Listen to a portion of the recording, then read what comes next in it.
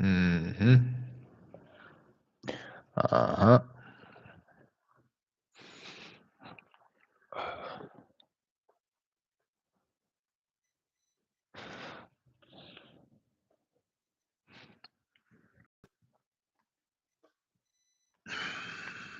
Hmm.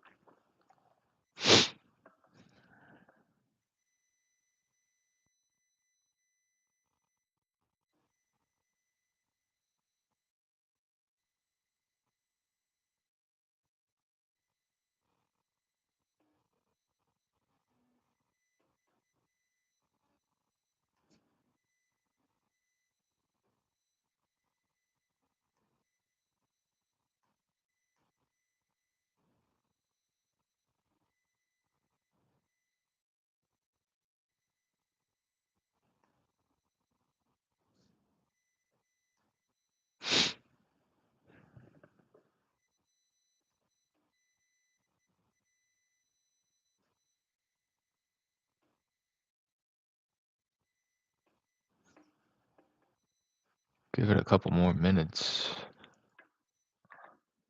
There it goes.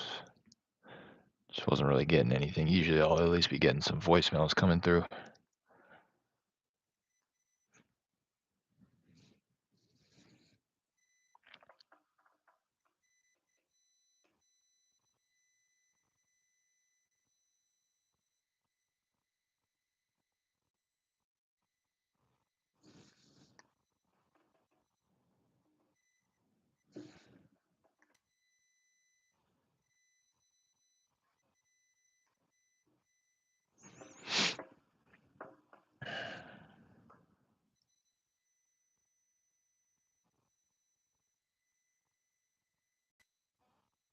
Hi, Miss Boss. Hi, how's it going? This is Derek. Hey, no, it's a little random here. I was giving you a call about a property I think you own on Wales Court. Oh, well, do appreciate you taking the call.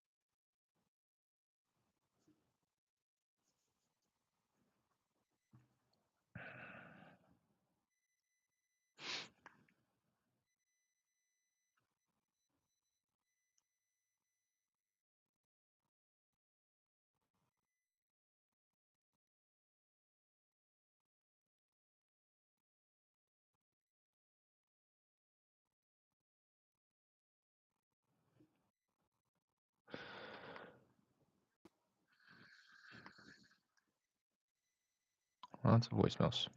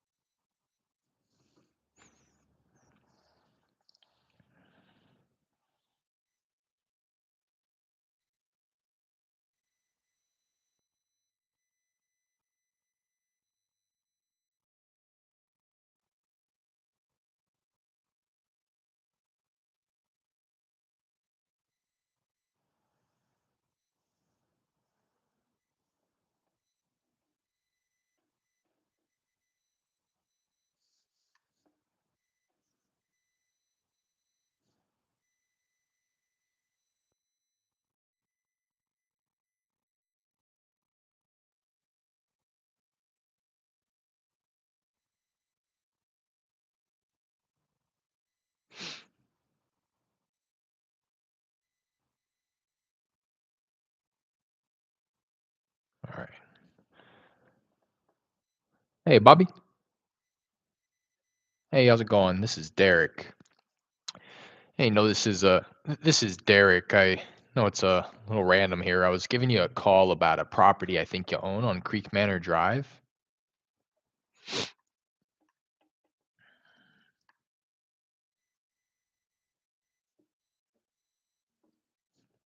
Let's go.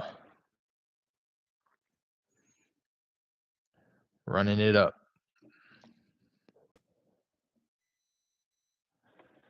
That was my second no of the day here. I'm taking it as a no. Yeah. Hi, Miss Murphy. Hi, how's it going? This is Derek.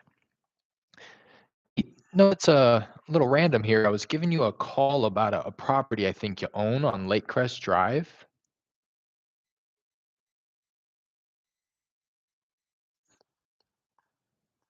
Mm-hmm. She was very professional about that. I did not solicit your call. Please do not solicit me. Thank you.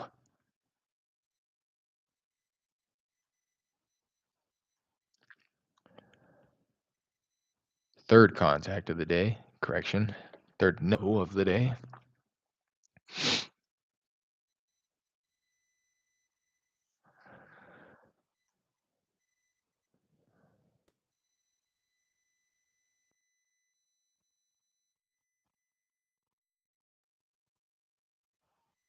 Hey, Mr. Vela?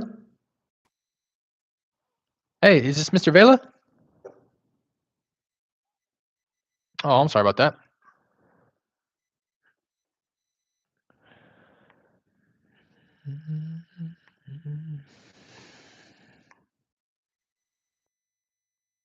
Wrong number.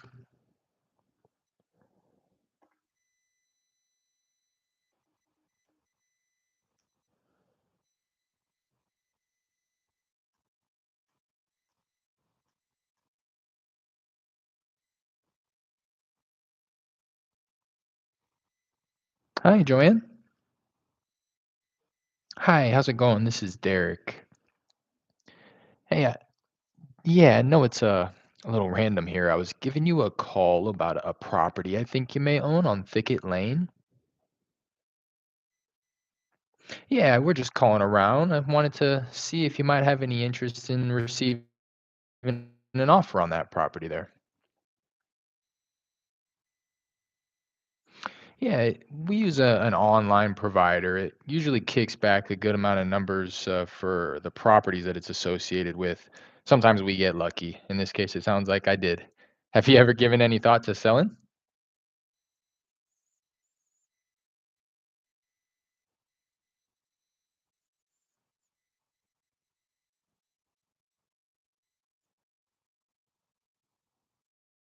Of course. Well, I appreciate you taking the call. Thank you so much. Bye now.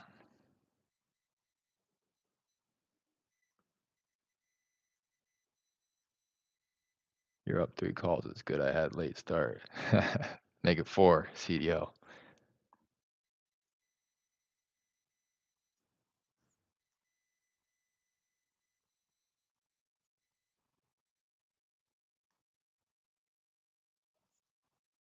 Hey, Mr. Reynolds. Hey, how's it going? This is Derek. Hey, no, it's a little random here. I was giving you a call about a property I think you own on Matt Road. Yeah, I just wanted to connect with you, and I wanted to see if you may be open to receiving an offer on that property there. Million, that's the magic number. Okay, okay. Well, I appreciate you taking the call anyways. Make it five, CDO. He wanted a million, a milli. I'll let you guys guess what the zestimate on that was.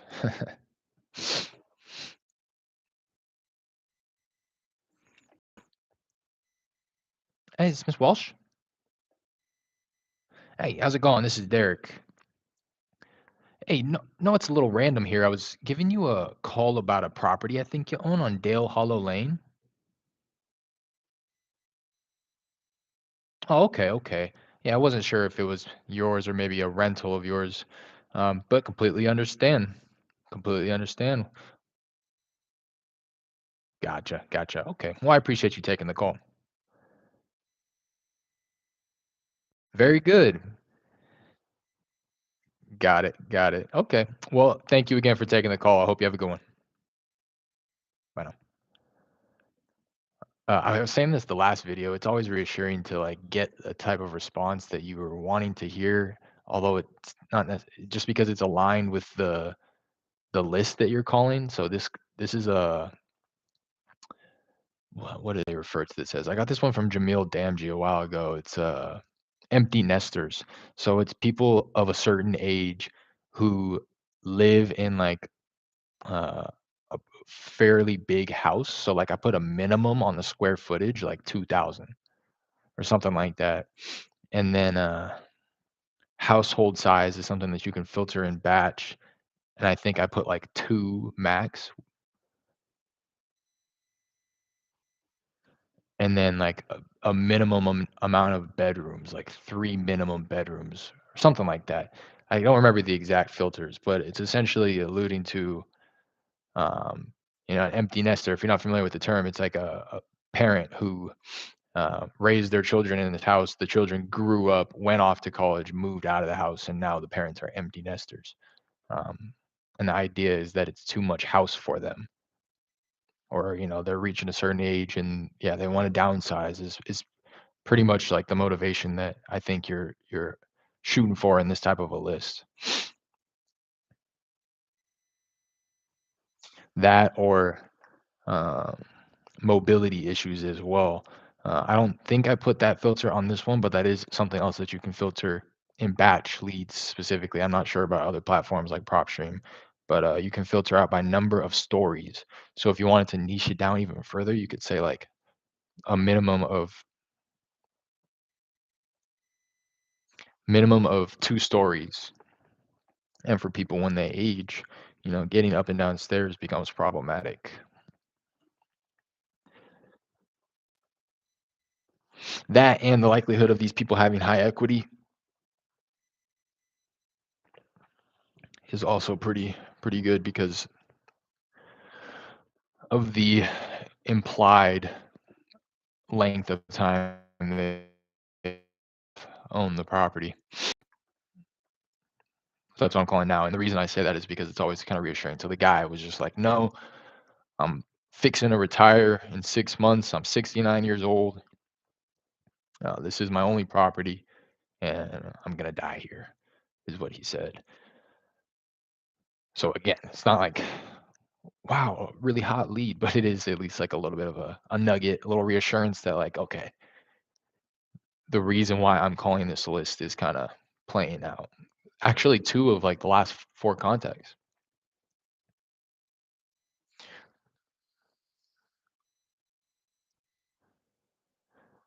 The two of like the last four said that they were going to die in the property, which is I think something typical of an elderly person to say. Like you're not going to catch like 30, 40-year olds saying, I'm going to die. I'm going to die in this property.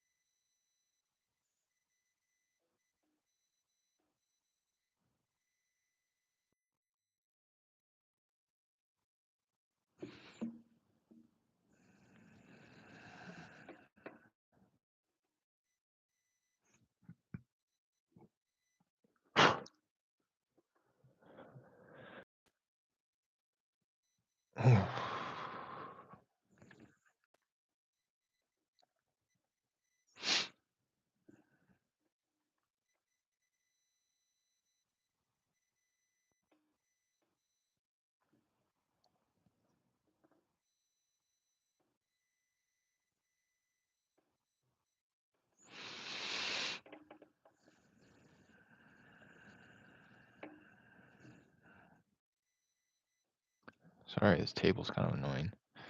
Just realizing that. Let's get it. What's going on, Peter? Yes, sir. 6 no's in.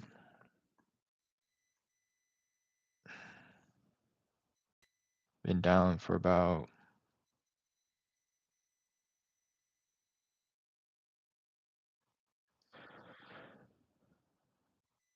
coming on 20 minutes. Hi, Miss Robinson. I was looking for a Miss Robinson. Do I have the right number here? Oh, I'm sorry about that.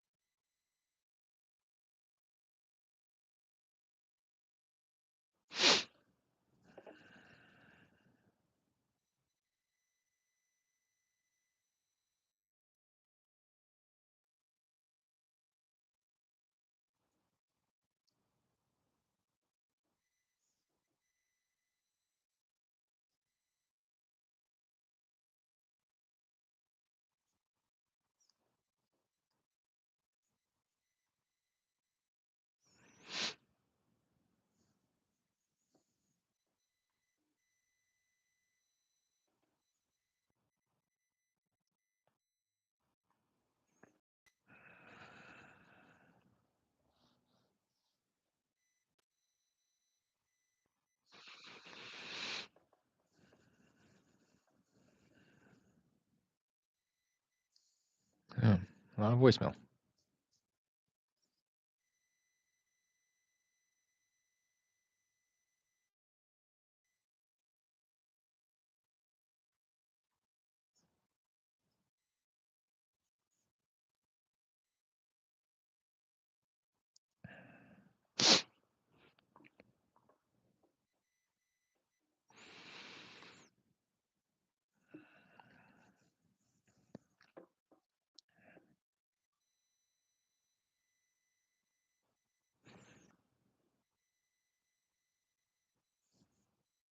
Hello?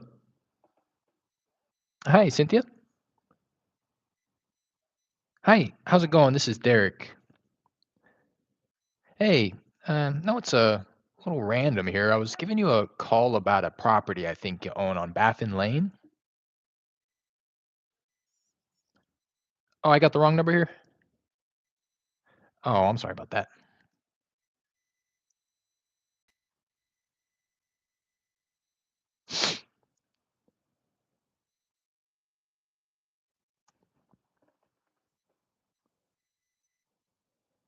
Kind of figured she didn't respond very well to the name.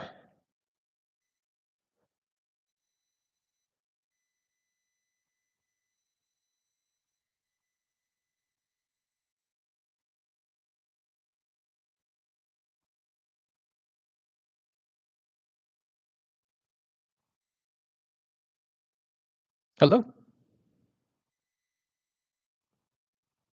Hello? Hey, is this Mr. Hung? I was looking for Mr. Hung.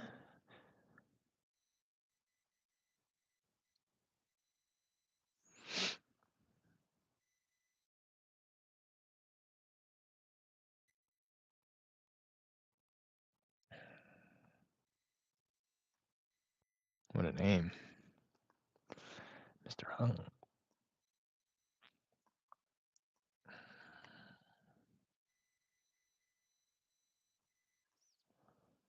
On a voicemail.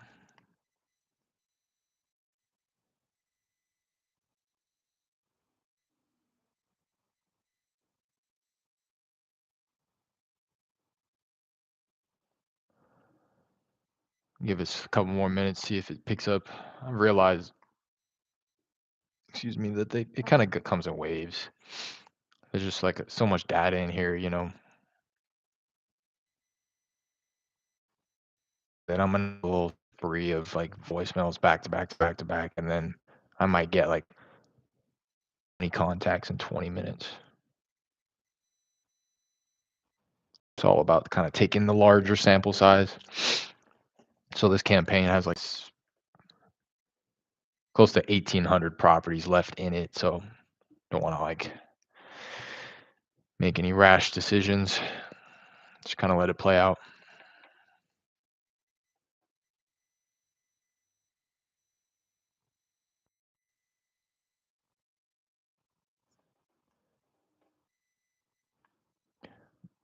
But if another couple minutes goes by, I'll probably switch it up just for the sake of switching it up.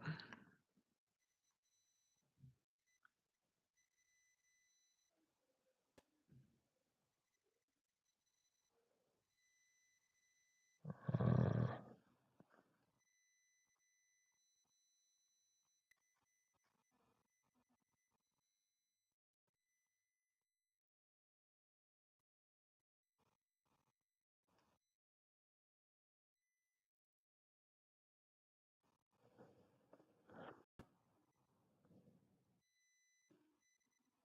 hey, Jennifer.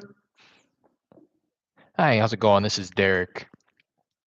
Hey, no, this is yeah, no, it's a little random here. I was giving you a call about a property I think you might own over on Running Springs Drive.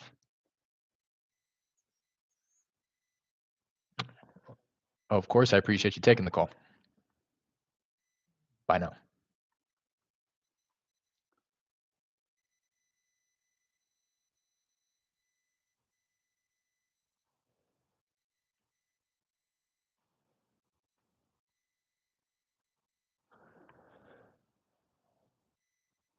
Where you at, CDL? What's going on? Talk to me.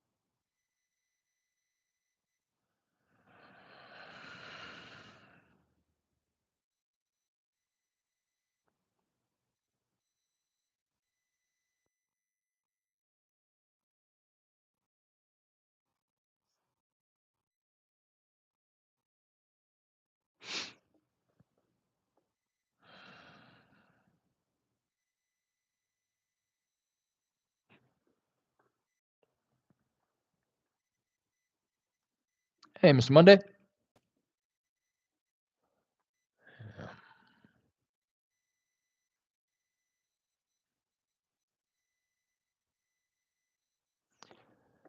Yep.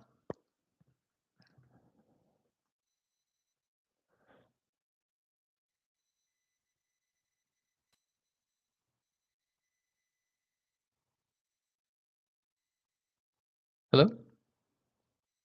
Hi, is this Mrs. Rusek? Oh, I'm sorry. I got the wrong number. She was whispering. Whispering. But that was his old work number, it sounds like. She says, no, he doesn't work here anymore. And I said, oh, okay. Sorry about that.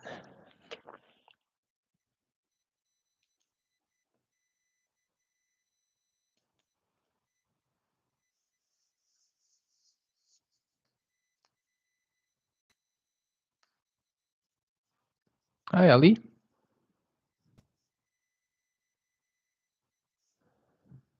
Hmm.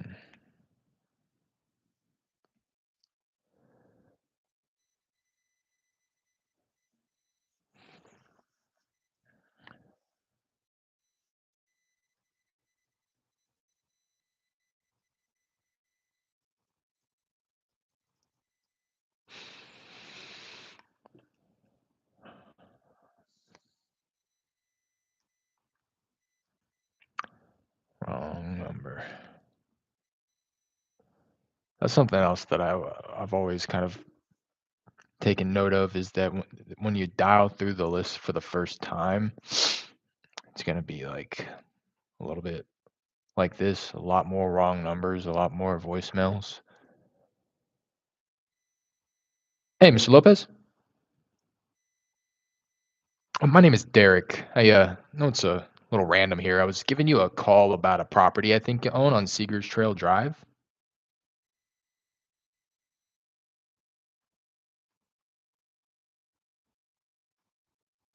Not interested. Uh, First time you call it, there's like a lot more voicemails, a lot more wrong numbers because you're kind of having to clean the list, like get rid of all the bad data in there. Hello? I've always found that calling through it the second time is a lot better because you've already gotten rid of, deleted all those like fax numbers, wrong numbers. So you're calling a whole lot less numbers and the contact rate tends to be a little higher.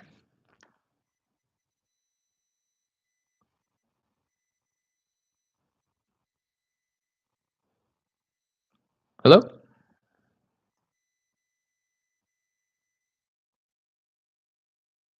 Hello?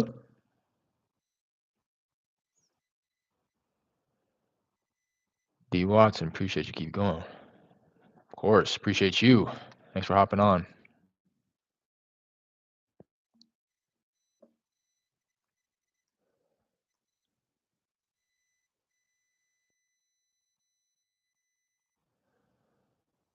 Hmm.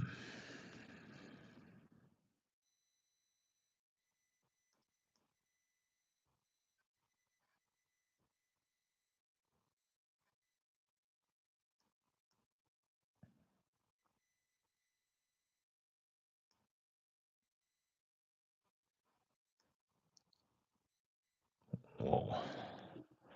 That was like six six numbers answered back to back, but they were all either wrong numbers or voicemails.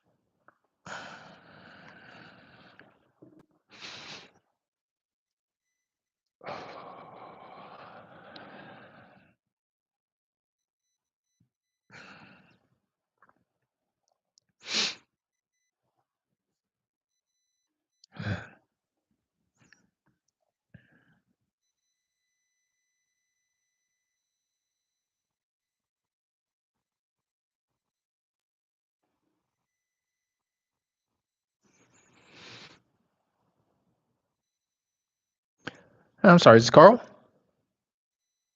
Carl, how's it going? This is Derek.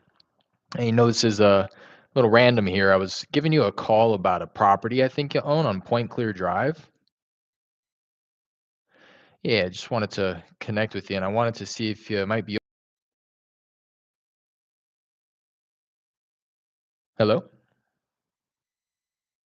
Yeah, can you hear me? Oh, okay. Yeah, I just not sure when I cut off. I was just reaching out. I wanted to see if you may be interested in receiving an offer on that property on Point Clear Drive. You ever consider selling? No. Okay. Sounds like you. Gotcha. Gotcha. Eh, No, yeah. Understand. Understand. I appreciate you taking the call, anyways.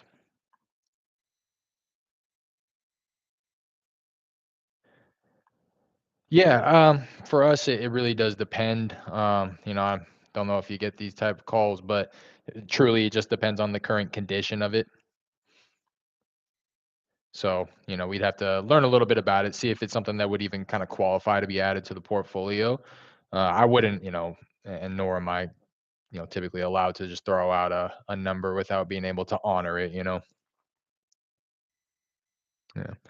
But I appreciate it, and thanks again.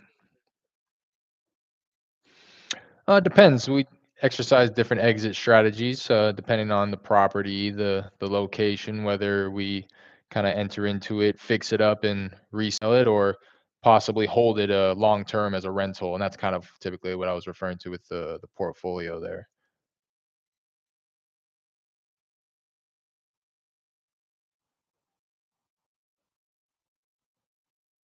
Well, no, people are dialing it back a little bit as they have been over the past year or so. I've kind of taken note of, just more so out of caution than anything else. But properties are still selling and people are still buying. So as long as it's bought at the right price, I think that deals can always be made. Yeah, yeah, that makes sense. And you live in the property. That's something that I kind of always assume that these properties may be rentals or secondary properties to some of the homeowners. Gotcha, gotcha.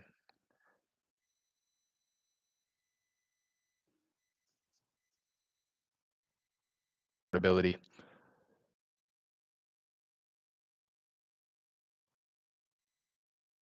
Oh, I'm sorry. Yeah, you're cutting out a little bit on my end as well. I was just saying that that's what I'm hearing a lot is the affordability. Is that kind of the main thing that's holding you back? Yeah.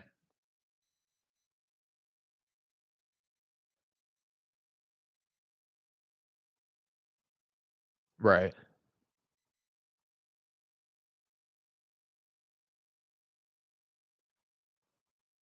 Yeah. Yeah. Might as well. Well, again, I appreciate you taking the call, and it was a pleasure speaking with you. And I hope you have a kind of good rest of your day here. Thank you so much. Bye now. I'm exhausted. He was asking just questions out of curiosity. I was entertaining him. He never was going to be a seller though.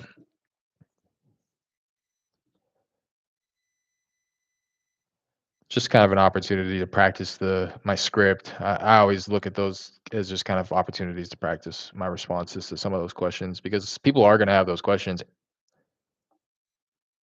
and be sellers. You know what I mean? It's just kind of when you're cold calling, especially a lot of the noxious. I hate to say it, but like people, how'd you get my like? It's already come up a couple times today. How'd you get my number? You know, how much are you gonna pay? Yeah, if you guys have watched some of the recent videos, I've become a lot more blunt uh, with that question. How much? I'll give the kind of templated, scripted response that I have. Which is alluding to which is alluding to the hello, alluding to the fact that I need to learn about the property before I can just throw an offer out. Kind of what I just said. And then a lot of times people will be like, "Well, what do you want to know? Like, what would you need to learn?" or something. They'll say something else in response to my response that transitions into the next part of the conversation that will put me in a spot to either start pre-qualifying them or dismiss either them or myself as a buyer.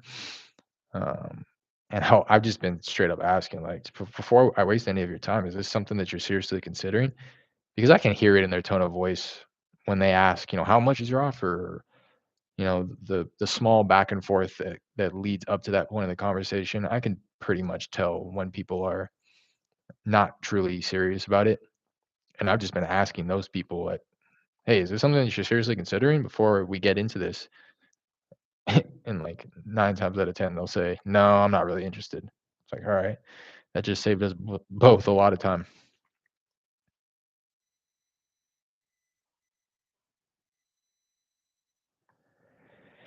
And that's what was kind of happening. Just I went off on that little tangent because of that last. He wasn't asking to help him come to a decision. He's not going to sell. He was telling me how he just did a bunch of work to it. He's thought about moving in the past, but he can't afford anything. Um, yeah.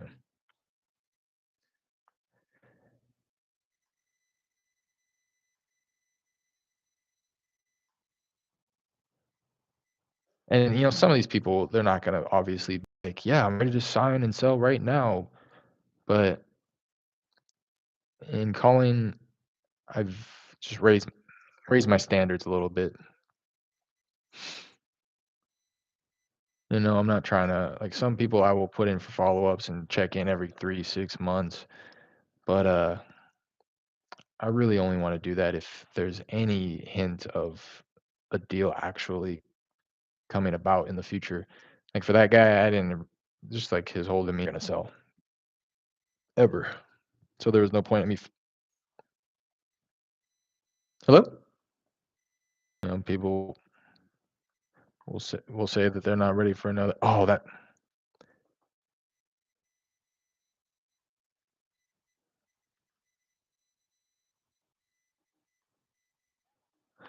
I think my headset's running out of batteries. That's why I was breaking up on the last call. I'll see what these other people start saying.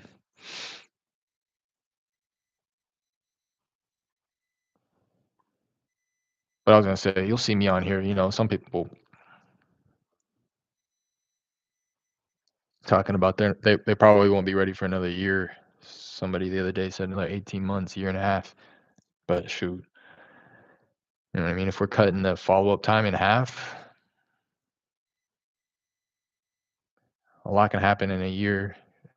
Call her in 6 months. A lot can happen in 6 months. Plus, hello. Hi, is Miss Cole again? Hi, hi. This is Derek. Hey, I know it's a little random here. I was giving you a call about a property I think you own on Cypress Meadow Drive. Yeah, I just wanted to reach out. Wanted to see if you might be interested in receiving an offer on your property there. No, okay. All right. Well, I appreciate you taking the call. I couldn't tell if she couldn't hear me or she was just upset that I was calling. I think it was the latter.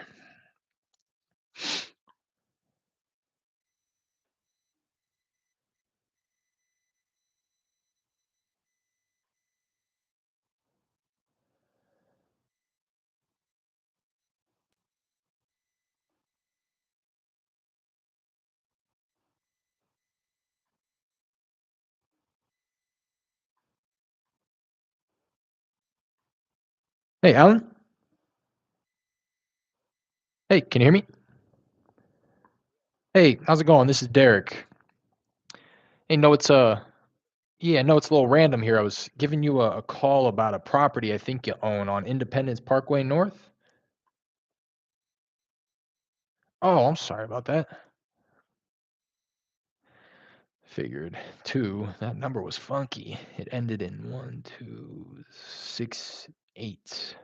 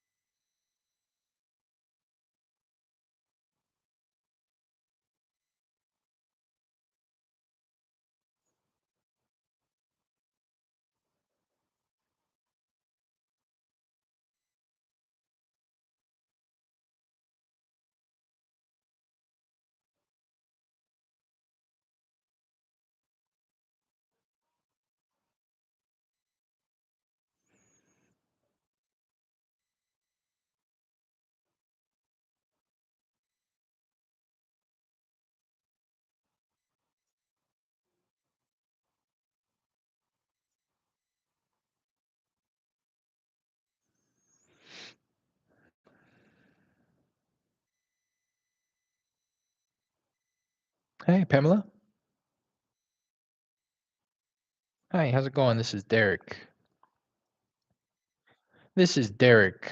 Sorry, I know it's a little random. I was giving you a call about a property I think you own on Sky Meadow Drive. Oh, okay. I'm sorry about that.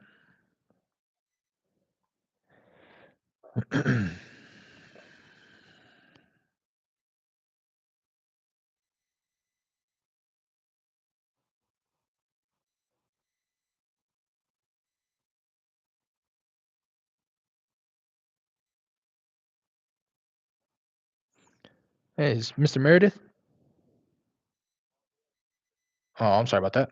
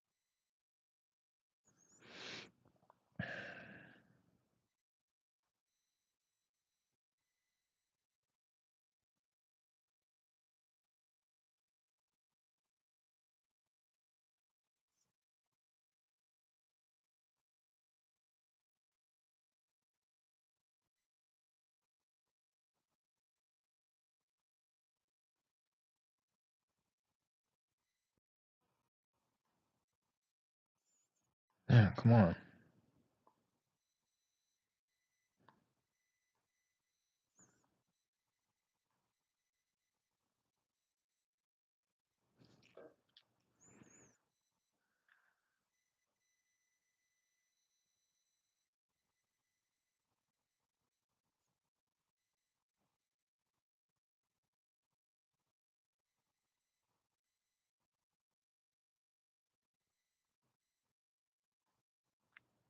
Just had a batch of ringlets.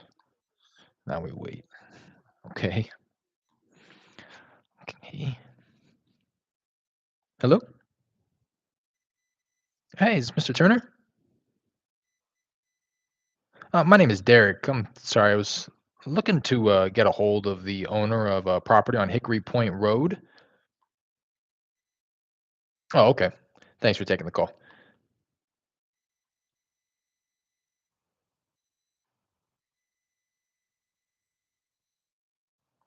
Good luck, CDL. You know, call him back.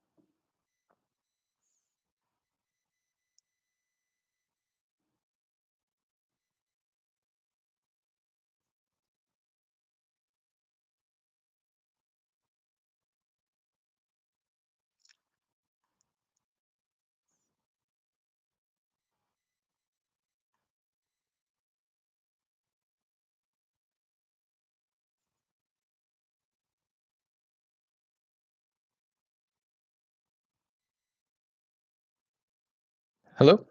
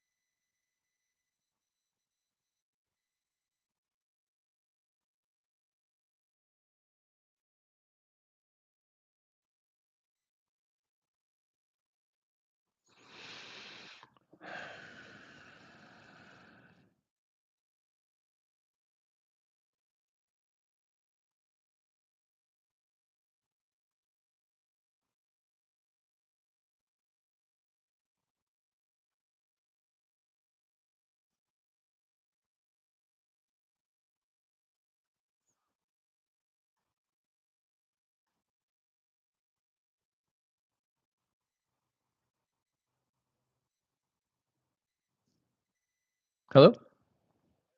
Hey, Mr. James. Hey, how's it going? This is Derek. Hey, no, this is no, it's a little random. I was giving you a call about a property I think you own on Willow Point Drive. Yeah, I just wanted to connect with you, and I wanted to see if you may be open to receiving an offer on that property. No, okay. I appreciate you taking the call. Bye now.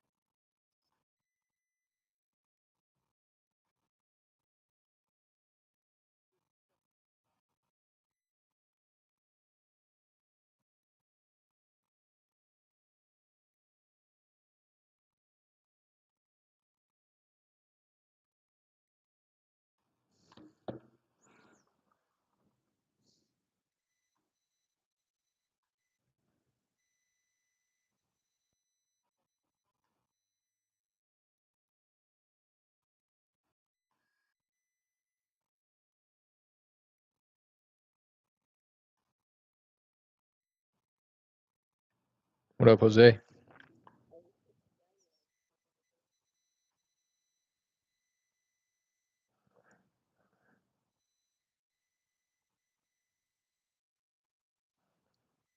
Bowdoin. No idea how to pronounce that last name.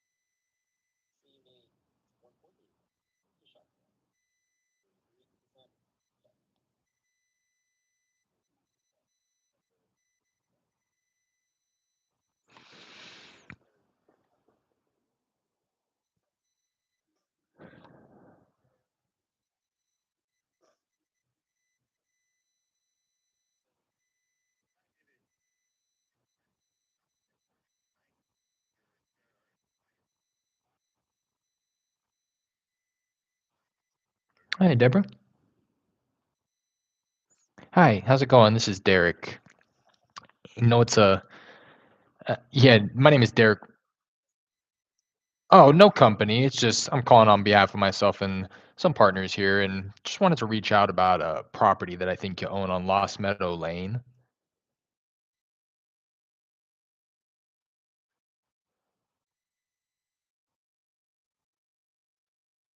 Okay, okay. Thanks for taking the call. Bye.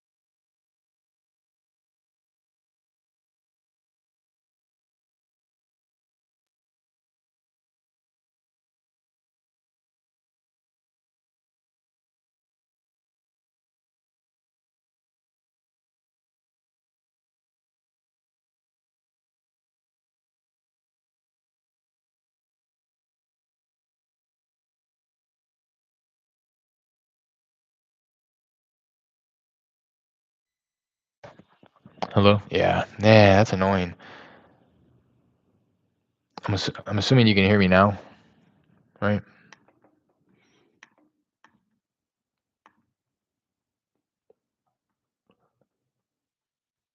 Let me know if you can hear me now. That's like the only thing that I can't edit on the live stream while I'm live because I have to select what microphone I'm using before the live stream, and then like I can literally go in and customize and edit every single thing else about the live stream, just not the microphone selection. So hopefully you guys can hear me now. Talking through the mic. I wonder, let me know if it sounds better too. That's the whole reason I use the mic when I'm still out. Came on for a second. Oh, or mute.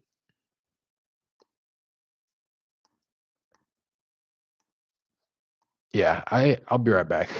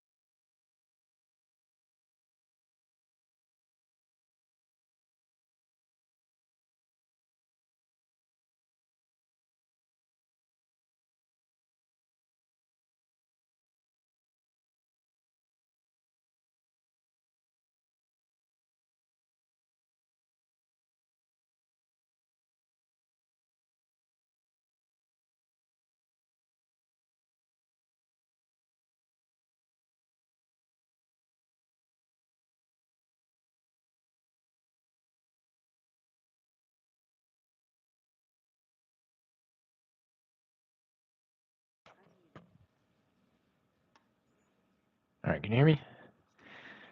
Can you hear me? Can you hear me? God, still. Looks like, let me know.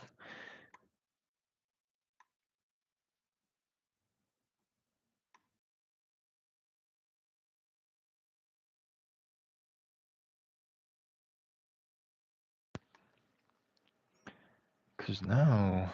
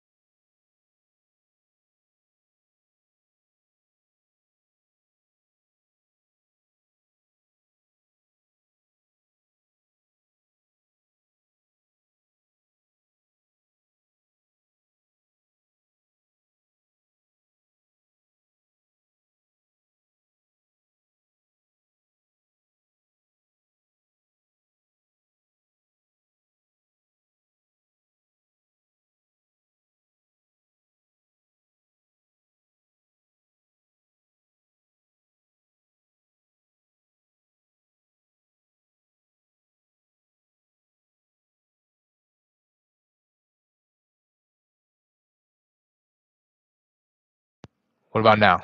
I think that should fix it right there. Still out for me, but it's all. I think. Hey, Hector. Hey, how's it going? This is Derek. Hey, no, this is a little random here. I was giving you a call about a property I think you may own over on Gloucester Lane. Hey, I was giving you a call about a property that I think you own over on Gloucester. Yeah, I just wanted to connect and I wanted to see if you might be open to receiving an offer on that property there. You ever consider selling? No. Okay. Well, while I have you, would you happen to have any others that you might consider selling?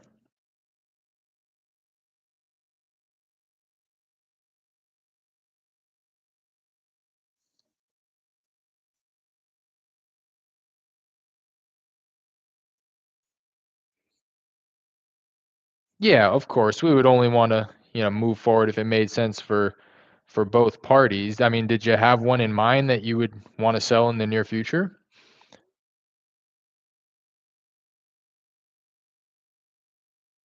Sure, sure. Okay. Yeah, yeah. Okay. That's the one on Gloucester? Okay. And I mean, did you have a number in mind for the other one that you were considering? It sounds like maybe a rental of yours?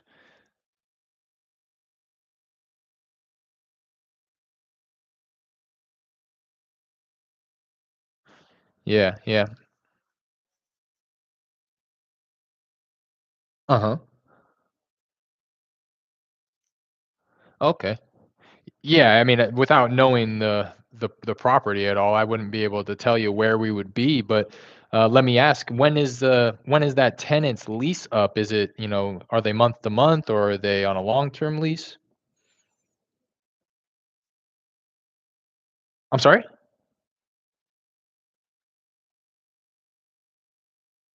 Oh, the other property that you're considering selling by December, you said? Okay.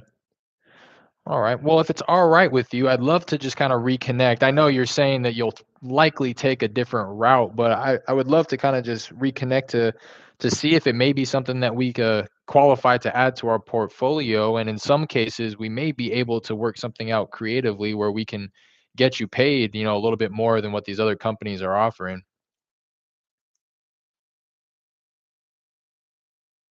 Right.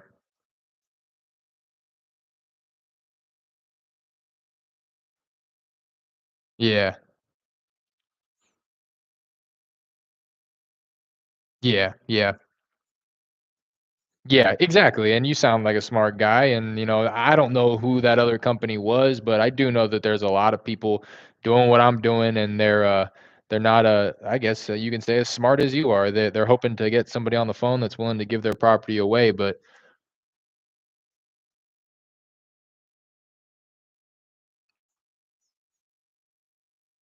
exactly, exactly, exactly. And that's why.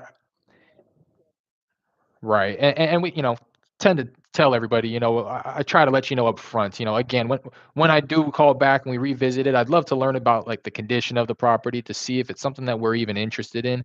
But I'll be upfront with you. And if it seems like,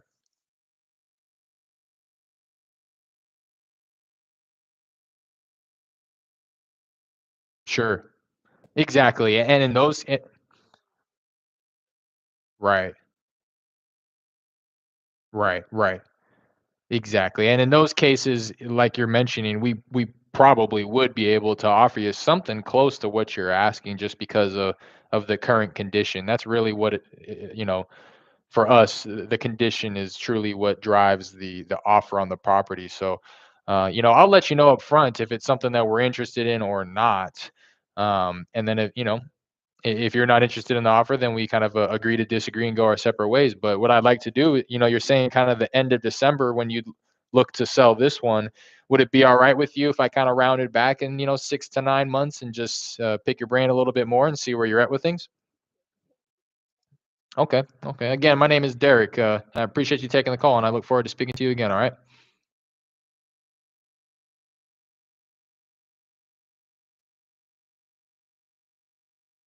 Yeah. Oh, what about? And we're talking about the other one. Do you mind giving me an address? I'd like to take a look. Uh huh.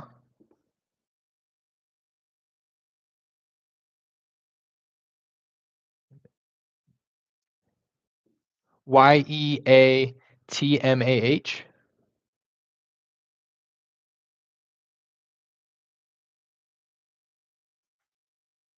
MAH.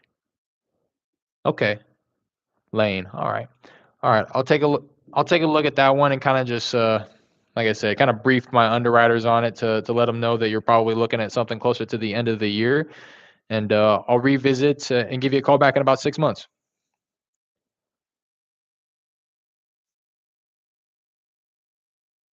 Yeah. Okay. It's some. I mean, okay. So let me ask. Yeah.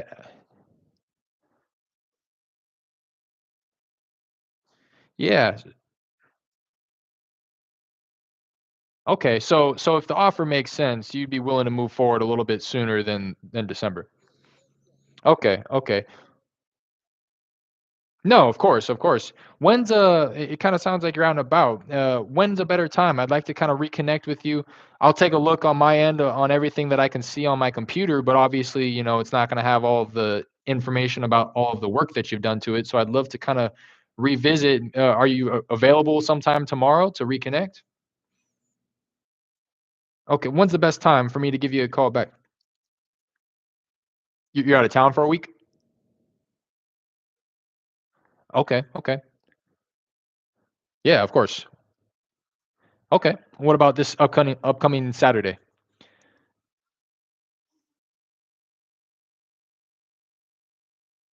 You will be?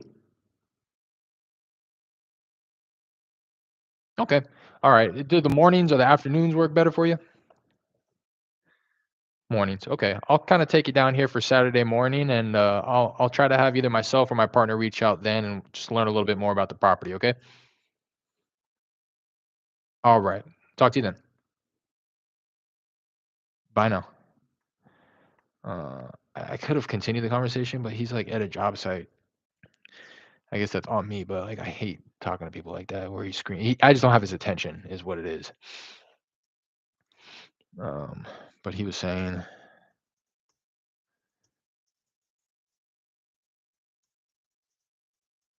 I want to like get him in a position where he's willing to actually accept an offer and not just blow me off. That's really been a goal of ours recently.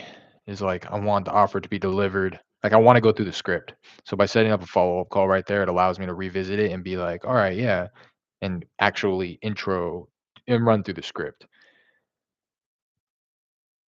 Yeah, here's the property that he was talking about. Better, it's back. All right, cool.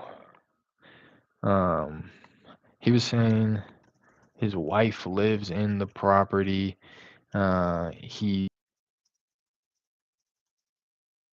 um appraisal on it is just out of curiosity 191 2022, so 65 doesn't surprise me actually. It still seems a bit low though. I'd probably be able to get somewhere to 100 if the ARV is where I think it is.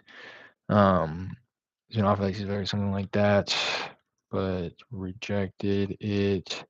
Um, Initially said he'd be interested in selling to December, but once but then mentioned if the offer was good, he would sell before that.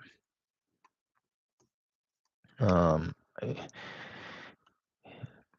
he's not highly motivated. I want to make sure I put that down. He said it multiple times. Like I'm not in any rush to sell this. Like I'll probably sell it on market. That's what he was saying in the beginning of the phone call because he was like, I've been approached by people just like you who are making offers, and it's like laughable. Like so when I do end up selling, I'll probably just sell it a different way.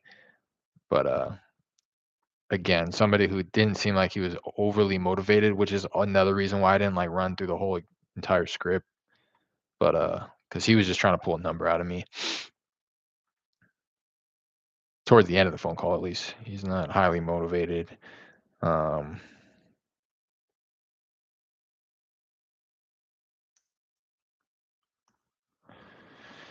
Said he's busy at work all week and asked for a call back Saturday morning. I think he was also just saying that because he wanted me to throw a number out. He was like, "No, no, I'm busy, man, all week. Once I get working, I don't have access to my phone." I was like, "All right, what about the weekend?"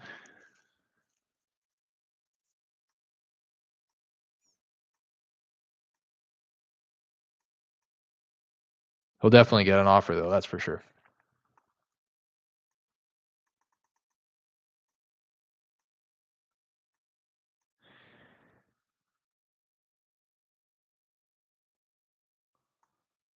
And just as a reminder as well, reminder for myself too, to continue asking that question. The property that he's interested in selling is not the one I called him on. So reminder for myself to always ask if they have anything. Hello? Aside from the one that I'm calling on.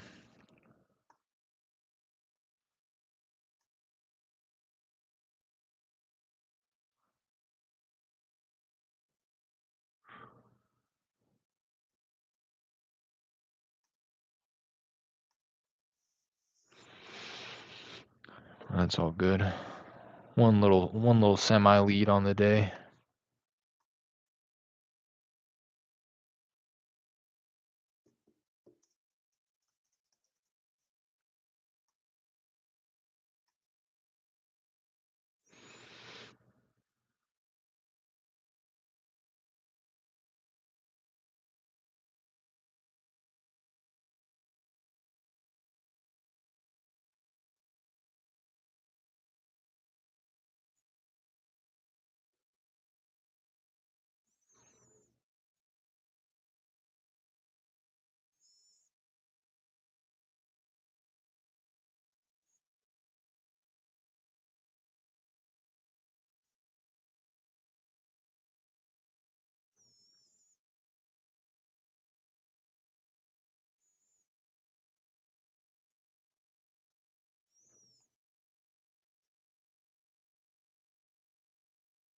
Hey, Mr. Toe.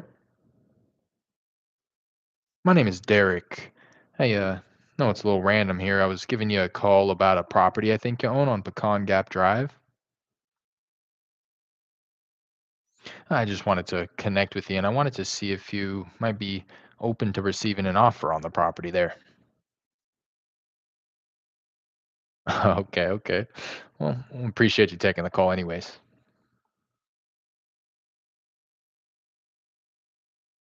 Will do. Have a good one. Bum. Fucking 3 p.m., bro.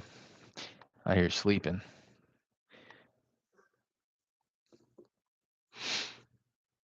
Can't get mad at me for giving you a call at 3 p.m. in your sleep.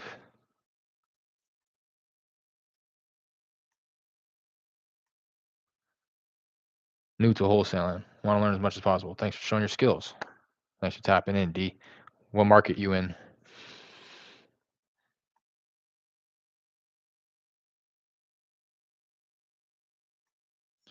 Where do you plan on jumping in? What market do you plan on jumping in?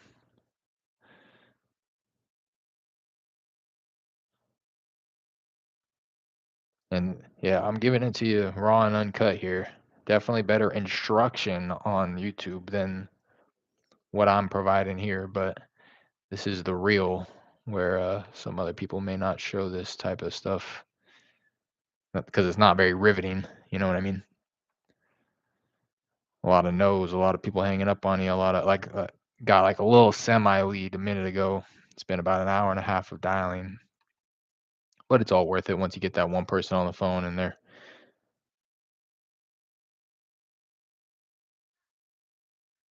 actually have a problem that you can help solve.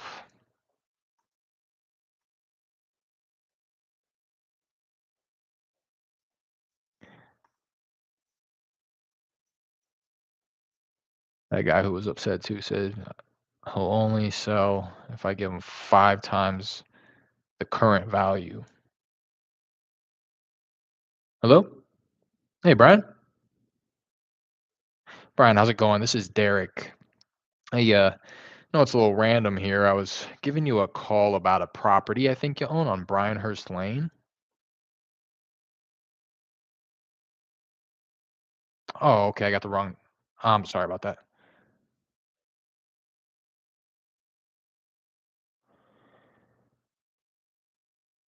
Hmm.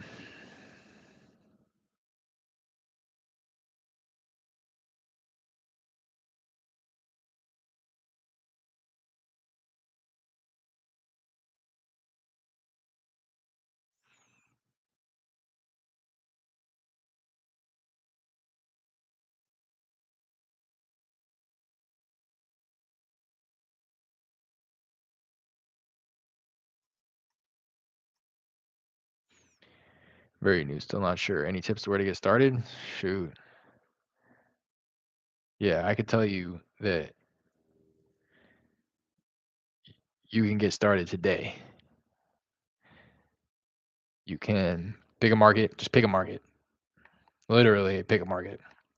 I think people put too much attention into picking a market and jumping in, and I know I did too. I'm not knocking you for doing that, but pick something with a decent enough population, good a number of homes in the area. Uh, Try to stick when I think you're first starting. Now I'm realizing I started really close into the inner city, but I started to expand into like the outer cities that are still highly populated, but not like downtown, downtown. I feel like those are the best areas. You're gonna get a little bit less competition, and yeah. But I would, if you're gonna do it in person, just go drive for dollars. If you're gonna do it virtually, drive for dollars. I've been back on my virtual driving for dollars tip, and I've over the past like 6 days put up like a little over 700 properties that I'm getting ready to skip trace. So check out. Oh wow, they deleted my video actually. That was like my more popular video was my virtual driving for dollars little showcase. But I just simply pick an area, pull it up on Google Maps, and just click and as if you're driving down the street and write down the ugly properties. Skip trace them using batch skip tracing is what I use. There's a link in the description. It doesn't give you any type of discount code, full transparency, but it will kick me back a commission if you want to help support. Get the numbers and call them and say stuff that I'm saying here. Hey, just wanted to see if you'd be open to receiving an offer. They say no, you say thanks.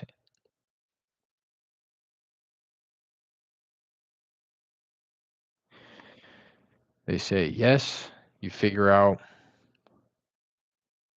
what the condition of the property is, when they want to sell it, what price they're looking to get, how soon they're looking to sell.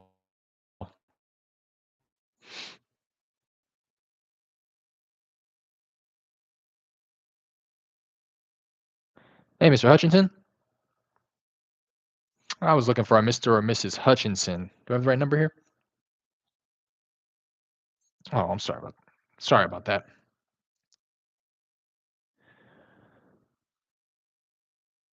Hey, Mr. Witt.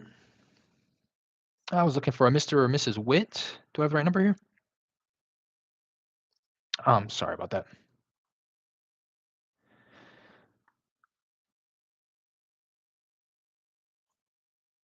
Yeah, I don't. D, you ought to. Hello. Hey, Sam. Hey, how's it going? This is Derek.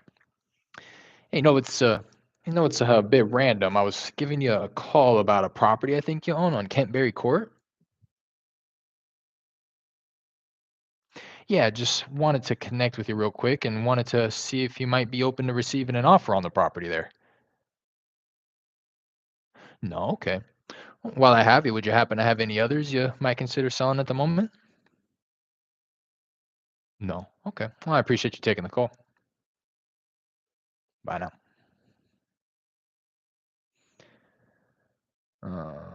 Yeah, I don't mean to dumb it down or make it sound easier than it is because it's hard.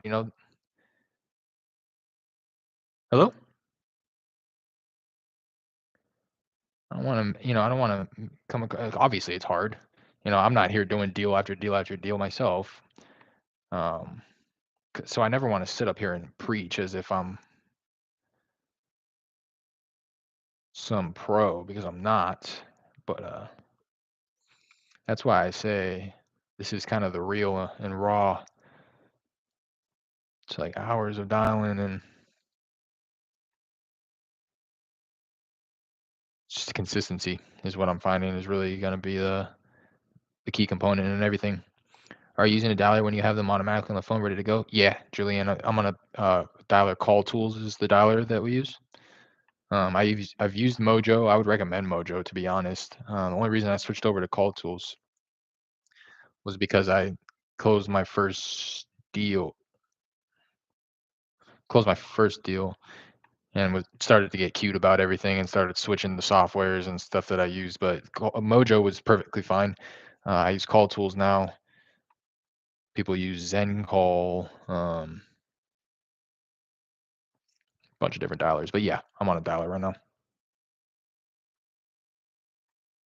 And yeah, I'm sorry. I wish you could see what it looks like. But yeah, I'm just waiting here, and then when they pick the phone up, the whole screen dynamically updates and it gives me their name, the address that I'm calling on, um, and all that good stuff. And then when I get off the phone, I have the ability to um, kind of categorize the property, or rather the phone number and the property. So the phone number could either be, wrong number. Hey, Carolyn. Hi, how's it going? This is Derek. Hey, no, it's a little random here. I was giving you a call about a property I think you own on Rose Heath Lane. Oh, okay. Of course. Thanks for taking the call. Contact made, no contact, wrong number, voicemail. And then if they are any type of a lead, you can kind of like, um, I mean, calls. I know I'm barely scratching the surface with what it's capable of doing. But to answer your question very plainly, yes, I'm on Call Tools, the dialer. It allows us to probably get anywhere between like, hey, Michael. Hey, how's it going? This is Derek. Hey, no, yeah, my name is Derek Wilson. I know it's a little random here. I was giving you a call about a property I think you own on River Park Drive. What's that, sir? Yes, sir. I hope you have a great rest of your day. Uh, those are the ones that I'm glad it's only coming through my headphones, so you guys don't have to absorb the negativity that people like him put off. Is it worth it if I haven't made my first deal, or should I wait to do it manually till I make my first deal to make investments? If you have the capital to spend, I would recommend investing in a dialer. Ju- hey, David. My name is Derek. I'm sorry. I know it's a bit random here. I was giving you a call about a property I think you own on Fireside Drive.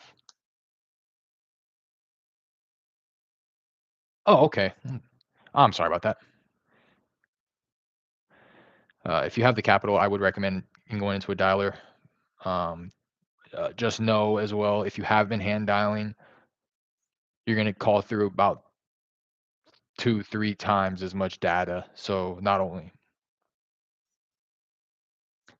are you going to have to pay for the dialer, you're also going to have to pay for probably caller IDs, which don't come cheap nowadays. If you want to keep them fresh, they go spam fairly quickly nowadays, if not already spam when you buy them. So that's another kind of expense that you have to take into consideration when upgrading to a dialer. And then again, skip tracing about three times as much data to keep the dialer fresh, to keep your data and your lists fresh. Because there's no point in using a dialer if you're just calling through a list and you've already called through it five times and nobody's answering. But if you have, I would say a couple $100 every month to utilize towards the business, I would that's what I would do. That's one of the first things I would do. Get a dialer, skip trace data. That's all you need.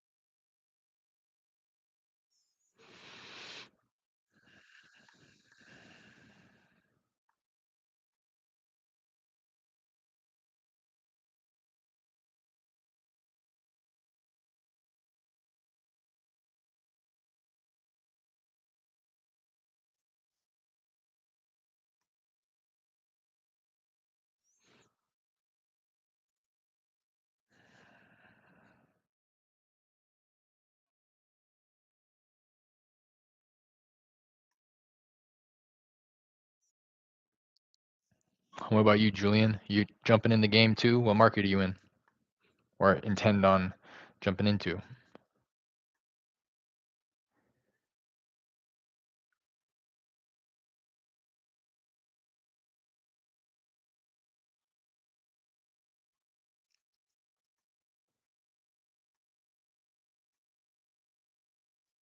Hey, Lynn. Hey, can you hear me? Hi there. Is this Lynn? Oh, I'm sorry about that.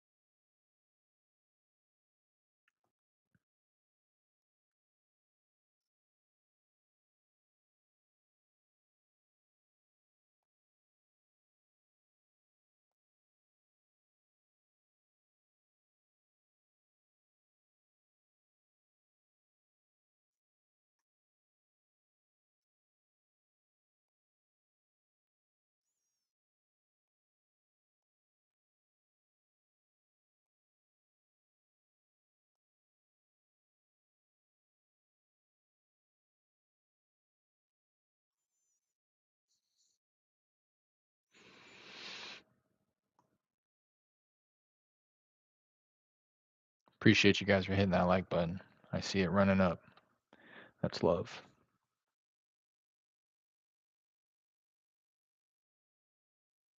Hello?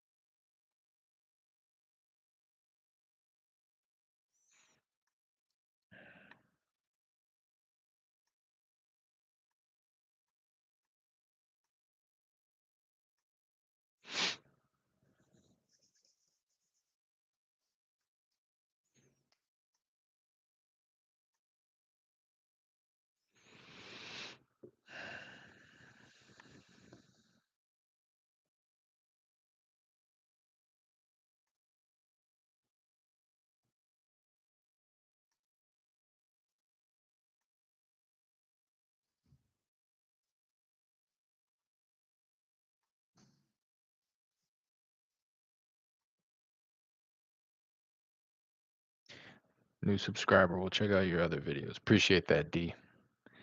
Appreciate that. Yeah, check them out. And they're all going to be very similar to this one, to be quite honest. Some of my earlier videos, I actually sat down and like talked about what was going on and really, uh, how can I say it? Like narrated the events of what was going on in my. Hey, Jeff. Jeff, how's it going? This is Derek. Hey, no, this is a little random. I was giving you a call about a property I think you own on Woodhampton Drive. All right.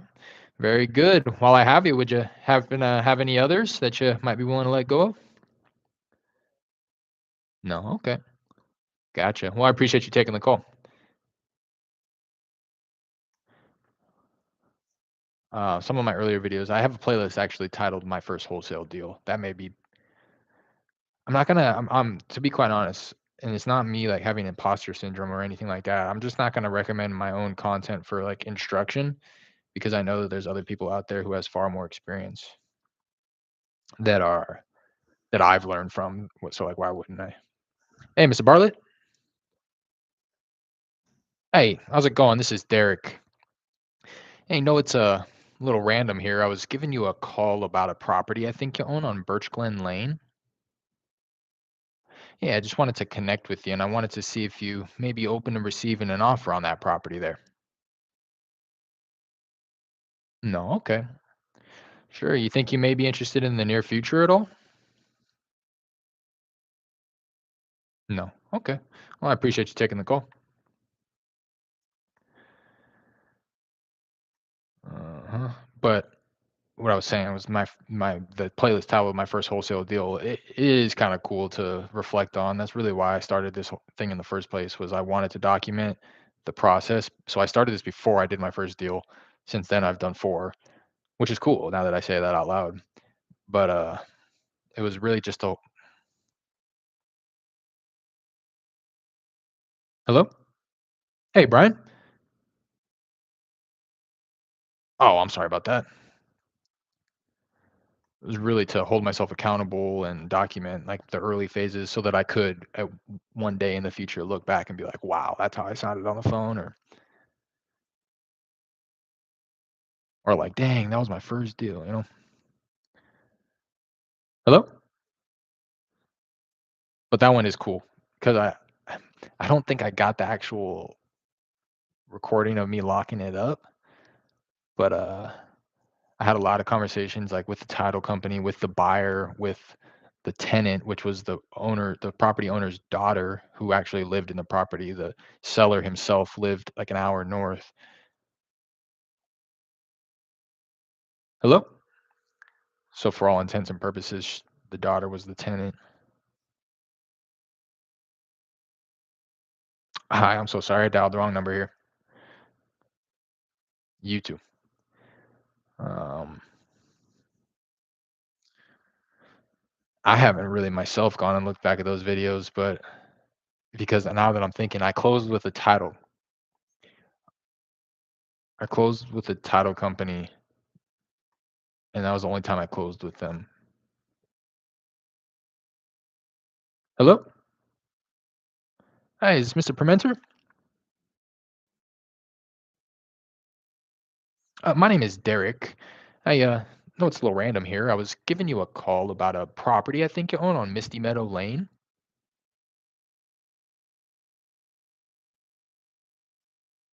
Oh, I just wanted to connect with you real quick and wanted to see if you'd be open to receiving an offer on the property. Okay. You think you'd be interested in the near future at all?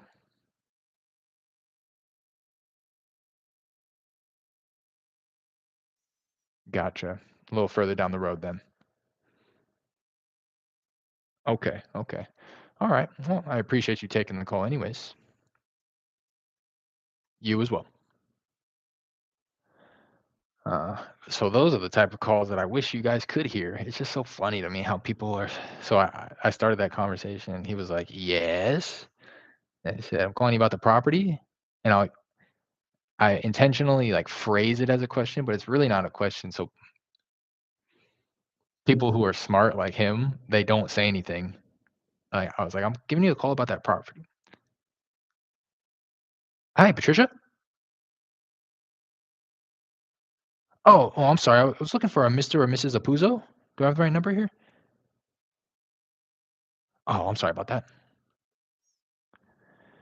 Um, but yeah, so I'm giving you a call about a property that I think you own on this street. And it was just silent. And he goes, and I said, oh, well, wanted to connect with you and wanted to see if you'd receive an offer. No, not right now. Any near future at all? Mm, not in the near future. And anyways, then the conversation takes like a whole 180, and he's, ends up wishing me a good day or whatever. It's just, it's funny how. Hi, I'm sorry, I dialed the wrong number here. It's funny how people's attitude changes so quickly. All you gotta do is be kind.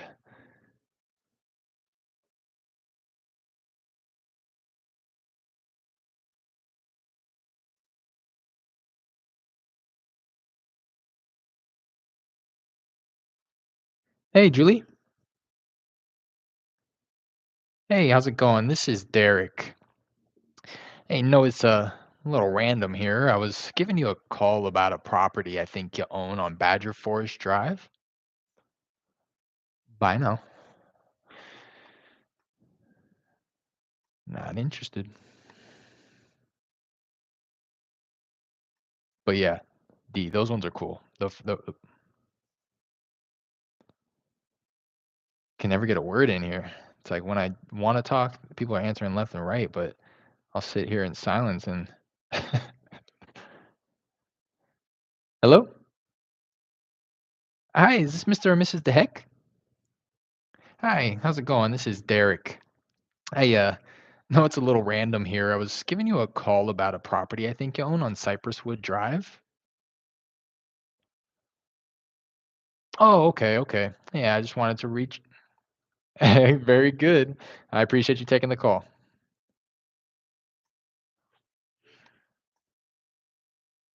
I would recommend your channel. You're doing what needs to be done. Appreciate that. Wholesaling is simple. It's really about where you get your leads and how consistent you are. Definitely. Yeah, and that's why. That's why I say I wouldn't.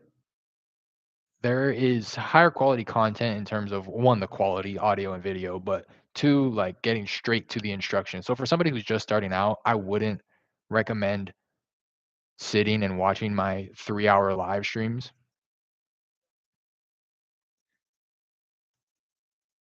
because it's not really going to give you the in, the instruction to like take action.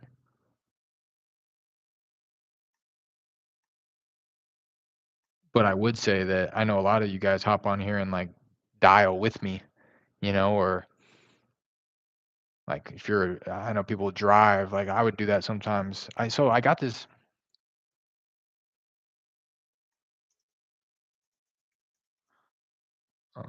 I used to watch Luke Rotvold.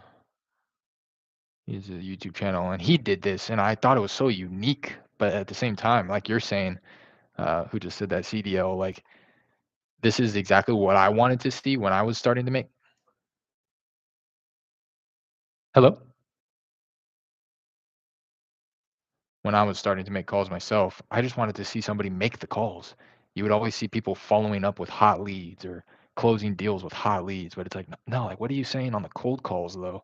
So you're right. I would recommend my channel for somebody who's in that position, who already has the instruction, who's already taken a little action, but it's kind of like they would just benefit in seeing somebody else do the day to day, which is I think what's kind of missing from the content out there on YouTube. Because again, they're showing you how to close deals when you're talking to a hot lead, or or maybe how to handle objections, but they're not actually on the phone with somebody showcasing how to handle the objection. They're just kind of giving you a list of the things that somebody might say and things that you can or could possibly say in response.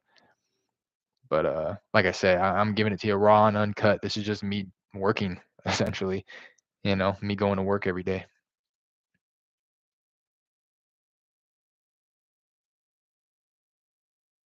And I've realized that the more and more I do this, the more and more I go live, I will always like I was saying this earlier, but when you go to set up the live stream, you have to like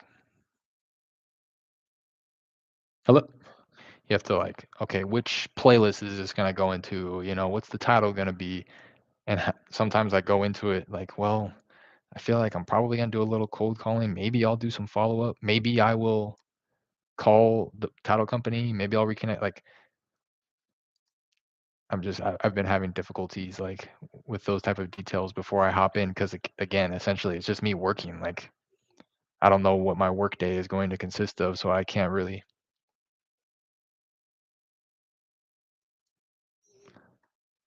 say for certain what I'm going to be doing for the next couple of hours. Those YouTube gurus are going to tell you to do what Derek is doing. Right. You find out it's about conversations. Yeah, that's the truth right there. Gurus will sell you a course that will tell you to cold call anyways. Yeah, okay. That's, the more and more you say it's CDL. In all honesty, you're right. It's like that was a turning point for me as well to realize like and I'll be honest with you, and I hope that this means something for anybody watching this as well who's hesitant to get on the phones because I'm still hesitant. Don't get me wrong. As long as I've been calling, it takes me a couple minutes to really build up the courage to hop on this dialer. But once you get going, God, who said it? Somebody said it the other day, or maybe I read it in a Facebook group, but they were saying how at first you start to think and get intimidated by cold calling. Hey, Diane. Diane, how's it going? This is Derek. Hey, I know this is a little random here. I was giving you a call about a property I think you own on Miller Valley Drive. Oh, okay. Completely understand. While I have you, would you happen to have any others that you might consider selling at the moment? No. Okay. Well, I appreciate you taking the call. Bye now. Uh, there was like a turning point.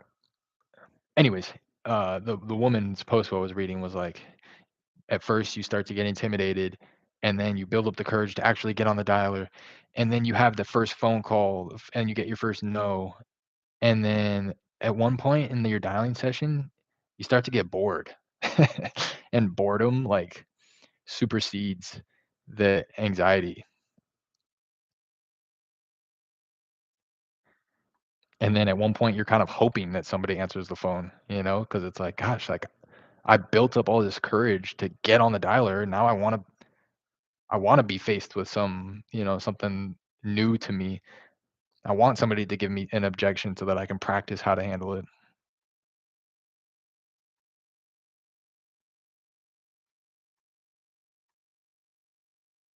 But what I was gonna say is the turning point for me was, and this may sound bad, but I would watch a lot of other people on the phones closing deals.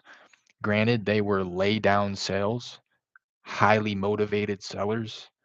Anybody could have gotten the contract, but that's what opened my eyes was honestly, if these people were saying what they were saying on the phone are closing these deals, I could easily close. And hello? Just missed her.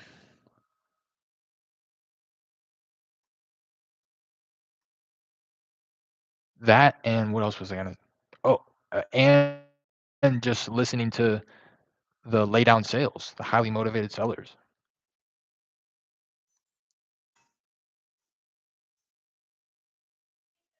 Hello?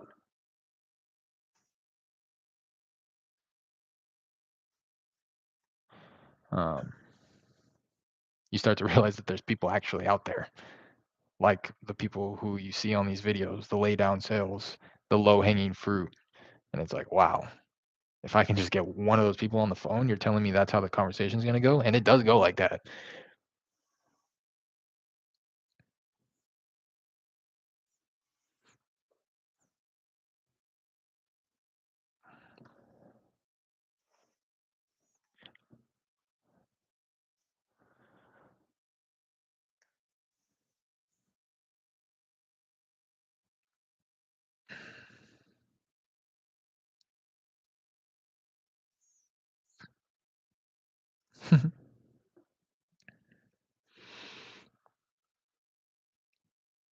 Mm.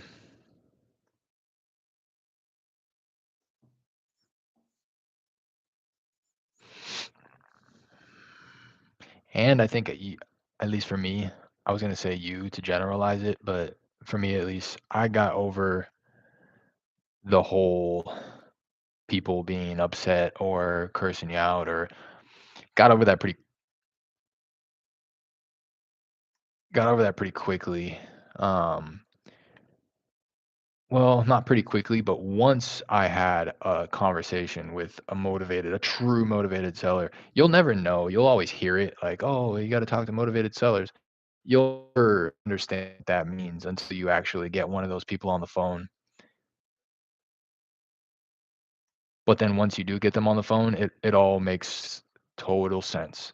And you start to think about all those other conversations that you had with people cursing you out and, you know, even not even to that degree, just people who are asking like, how much is your offer? And not really expressing true motivation.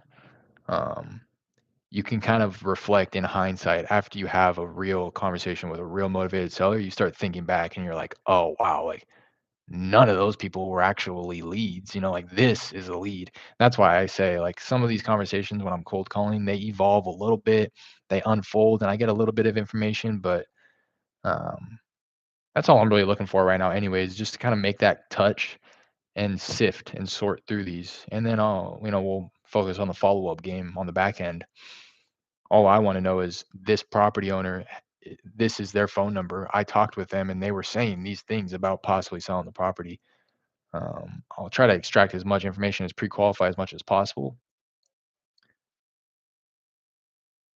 But for the most part, that's all I'm really trying to accomplish in cold calling is just to pull out these properties, pull out these homeowners that are thinking about it, have thought about it.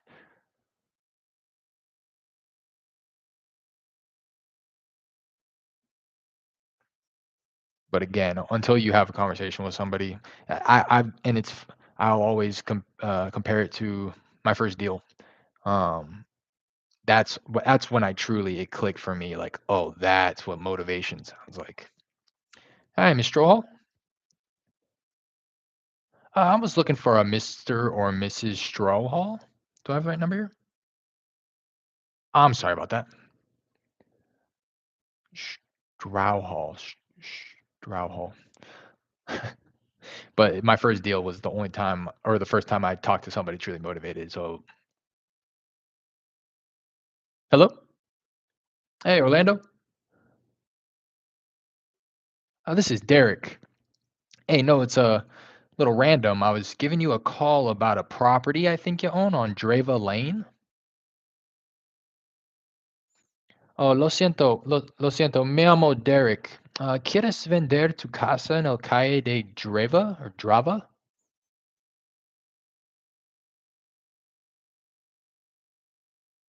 Yeah, I'm sorry? Okay, okay.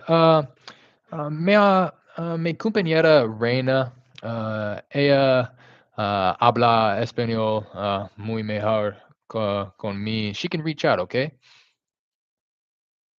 Okay, thank you. I need to get that little second line down. Mi compañera Reina. Uh, mi compañera es Reina. Ella habla español muy mejor con me, I think. Much better than me. And then I always just say she'll reach out. Uh, I couldn't really tell, but he was kind of saying see, like, yeah, yeah, like talk to me pretty much. Dígame. Couldn't but I'm gonna say couldn't really tell if he was interested, but let him know my partner would reach out. He seemed like he was showing slight interest.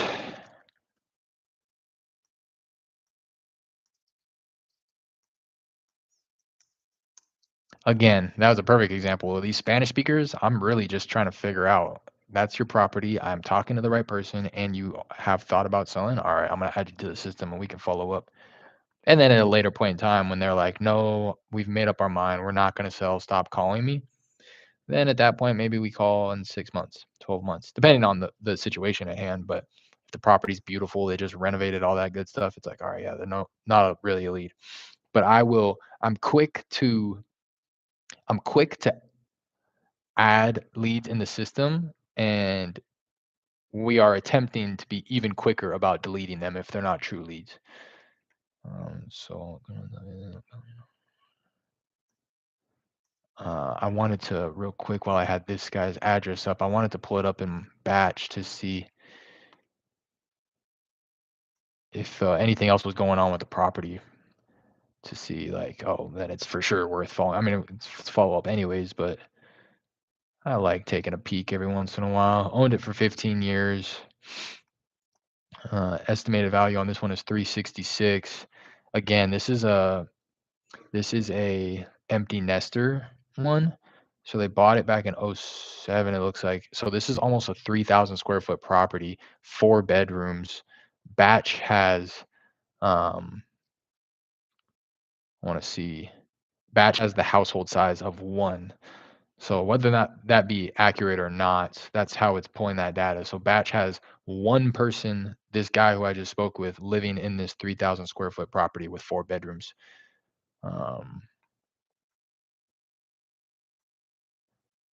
Bought it in '05 for 165. Now Batch's estimated value is at 366. No liens or anything. That's what I wanted to look at. No other linked properties as well. It's owner occupied. So nothing really truly going on other than the reason why they're on the list in the first place, because it's an opportunity to downsize. So I'm gonna say put Trello task. And for myself, I don't like waste time because we're following up on a different uh, platform. We use Trello to organize our leads for now. So what I do within the dialer, I'm just typing down the notes from the dialer. I'm saying, marking the contact as follow up. I'm creating a calendar event, which is just like a reminder for myself in like a couple hours from now, to move this information over to Trello so that we can start following up accordingly. And I'll do that kind of just like every night. So I'll open my computer at night, and then all of the reminders, they also get emailed to me as well, these little calendar events. So I'm like, oh, okay, yeah, I need to take these leads and input them into the it's our CRM, if you will. And in there, it has the contact number, the name, the address, any of the four pre-qualifying pillars that we were able to extract: condition, timeline, motivation, price, any miscellaneous notes, the source of the lead. So for these ones, they're going to be like cold calling, uh, um, empty nesters list, and then I just simply copy and paste the notes that I've already put into Call Tools over to Trello, which is on this one, you know, seemed like he was showing slight interest. Let him know my partner would reach out in Spanish. And then I come back over here, click contact made. That successfully dispositions the call within Call Tools, and then it has the campaign switched back over to ready. So while I'm doing all that, the campaign's kind of on pause and it's not doing anything until I select a call disposition, which is in this case contact made, and then it gets back to it, and now it's dialing again. Why don't you just do real estate? Because I got to pay the bills. Got to pay the bills. But I'm working that way, man. I'm working that way. Yeah, this last deal here, if anybody on here familiar, just closed the deal last like a week or two ago, about 2 weeks ago now. That one's putting me in a position where I'm able to allocate a lot more time to this, which is why I'm on here right now. What you mean, bro? You don't think real estate makes money? Yeah, I'm certain that it makes money. Um, I've proven that to be true on a couple of different occasions, but I also know in any entrepreneurial avenue, income is sporadic, and my rent bill is not.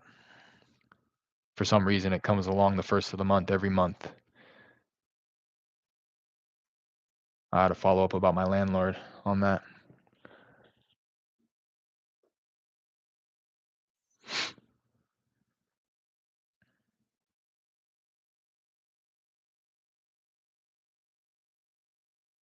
But yes, I know real estate makes money. I've made money in real estate, but not enough for me to go full time yet.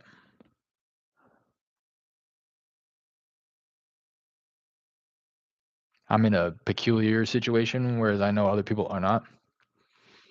Because I quit my job. I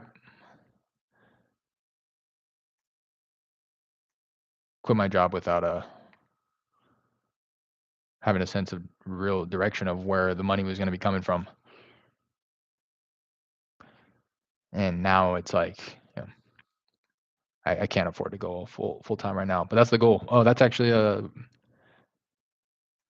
New Year's resolution, if you will. That's a goal of mine this year, is to fully replace all other forms of income and go full time into real estate.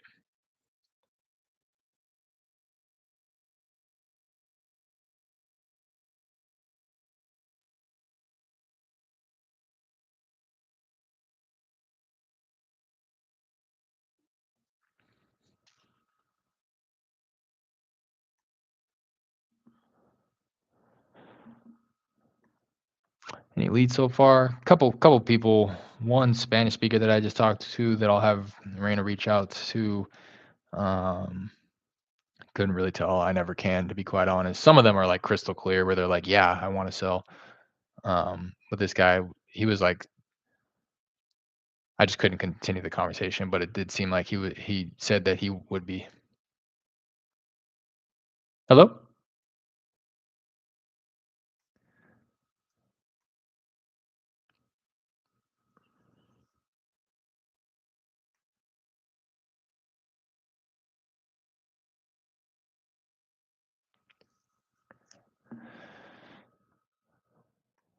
Couple little halfway leads, Jared. I can't remember the other guy too, but it was worth following. I'm gonna call him. Yeah, call him like this weekend. Hey, Michael. Hello, can you hear me?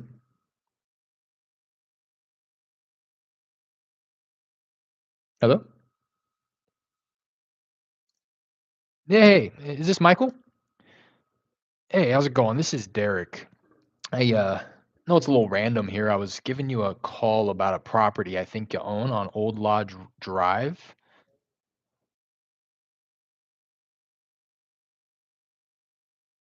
Oh, okay, okay. While I have you, would you happen to have any others that you might consider selling at the moment? No, okay. Any interest in the near future, you think?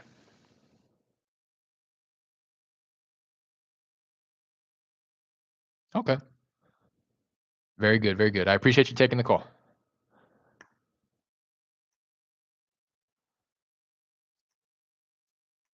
Couple halfway. Yeah, the other guy, his wife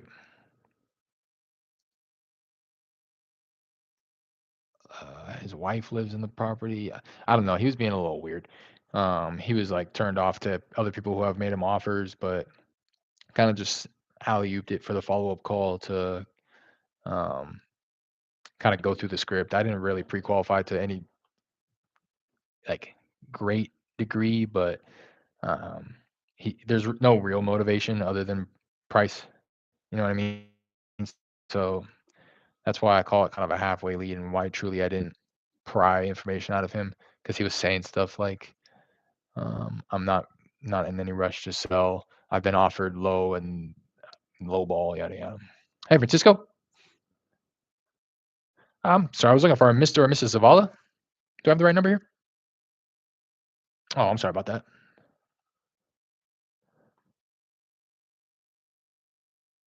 But hello. At first, he was saying that he was just going to sell it on market.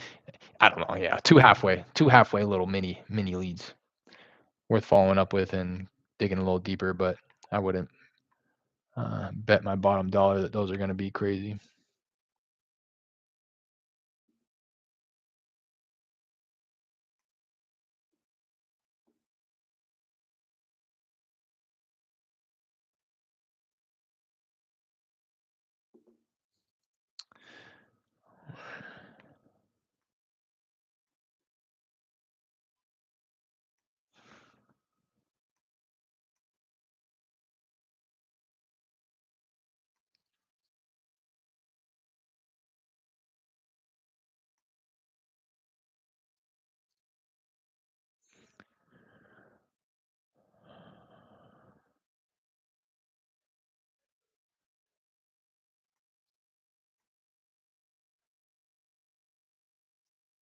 Hmm.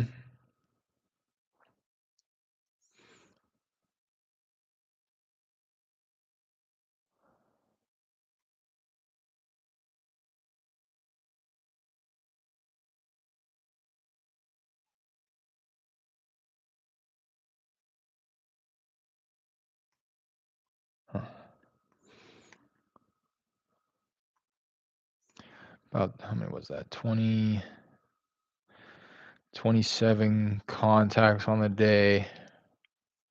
Down for about 2 hours with a little break in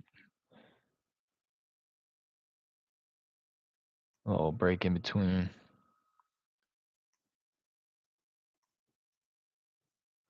Called through uh, probably about 300. Yeah, it's about makes kind of sense. Just about 300 properties, which makes sense that I've hit about close to 30 contacts. Oh.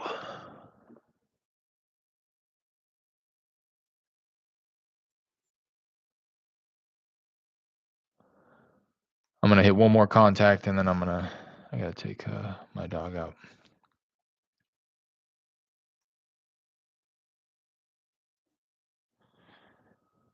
Duty calls, you dig? You dig?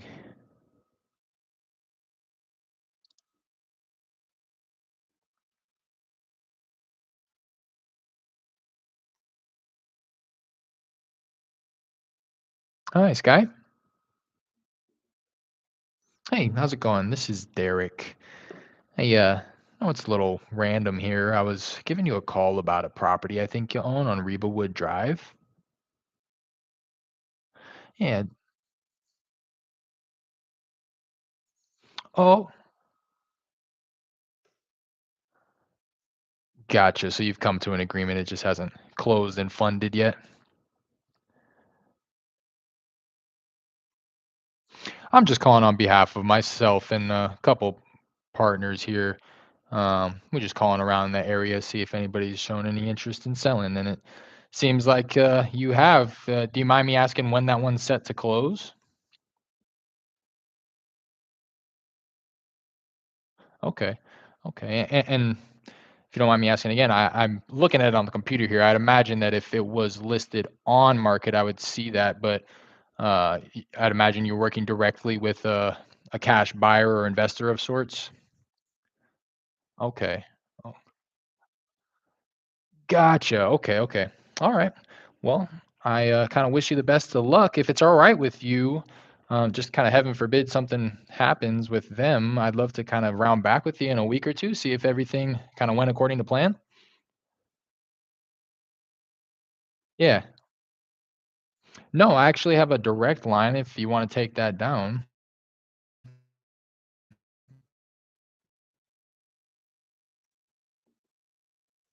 Yeah, after the 24th.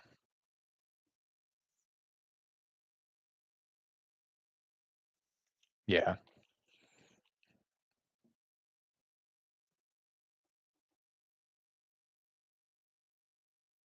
sure. All right. Well, yeah, absolutely. Of course, of course. Well, I'll keep my fingers crossed that everything does kind of go according to plan. But like I mentioned, I'll be rounding back. Yeah, in about a week and a half. You said the 24th, so I'll give you a call sometime around there and see if everything went according to plan. Derek. Yeah, uh, of course. You as well. Bye now. Dang, well, so that would have been a lead, yeah, had she not already. So they're under contract, selling to Open Door, under contract with Open Door, set to sell, set to close on the 24th. Dang, bro. She was in the room with her husband. Like they were going back. She was like, Who? Open door, open door. Like when are we gonna close? Like the 24th. I say that to say it would have been a perfect opportunity to had she not been under contract. It seems like we were probably just a couple of weeks late.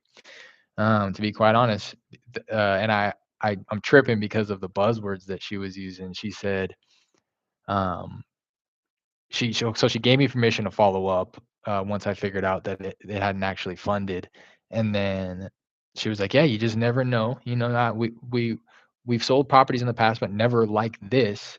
On this one, we want a really quick close, and we're not being greedy about the price either. Obviously, we want it to be fair, but we know we're willing to work." And so I'm hearing all this like, God, that would have been that's the type of stuff that you want to hear when you connect with a lead. Obviously, not stuff that you want to hear from people who are already under contract and have already sold the property, but you never know. I don't know what Open Door is operating like nowadays, um, but for the most part, when they make offers, they close. You know what I mean? They're not the type of institution that goes back and renegotiates price. Not to my knowledge, at least. They would. Seems like their business model is just buy it at whatever price. You know what I mean? So it doesn't matter if they're paying over, current market value. They're just gonna buy it. Under contract with Open Door, set to close on the 24th. Gave Derek permission to follow up in 1 to 2 weeks. mentioned that they have sold properties in the past, but not, quote, not like this. Mention she wants a quick sale and um, reasonable on price. Said you just never know with these offers, so she was looking forward to receiving my call. I was gonna give her my, so she asked, she was like, "Is this a number that you can be reached?" Um, it's not, because it's just a bunk caller ID that I'm using on the dialer. But typically in these situations, I will give them my direct line so that they can call me back. Because that's why she was like essentially asking, like, if this falls through, can I call you on this number? I'm very clearly the only other person that has approached her other than Open Door, because she was like very excited at the fact that I was offering her another option, like a second, a backup option. She was just like, "Wow, yeah, okay, yeah, that sounds good. You just never know, I guess." Like, and again, it's just a trip to like hear these type of things. It's clear to me that she doesn't get phone calls. It's clear to me that she's not on like any type of list of real distress or motivation. She probably went and like typed something in online and went to Open Door and got it done that way.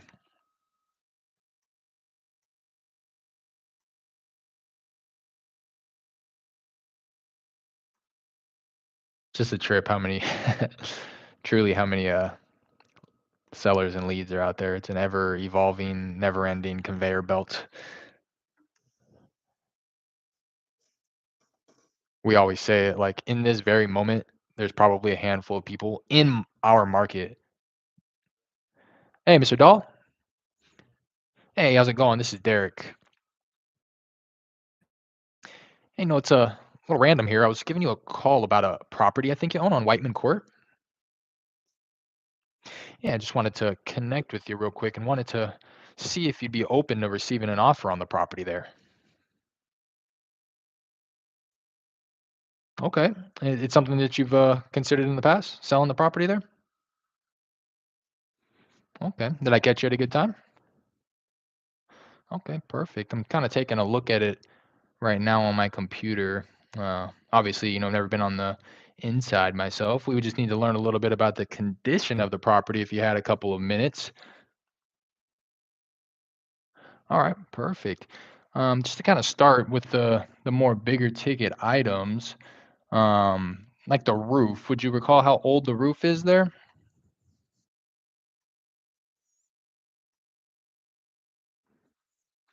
Okay, okay, all right, yeah, all right. And what about the foundation there? Is it on slab? Okay, no issues to your knowledge with the foundation?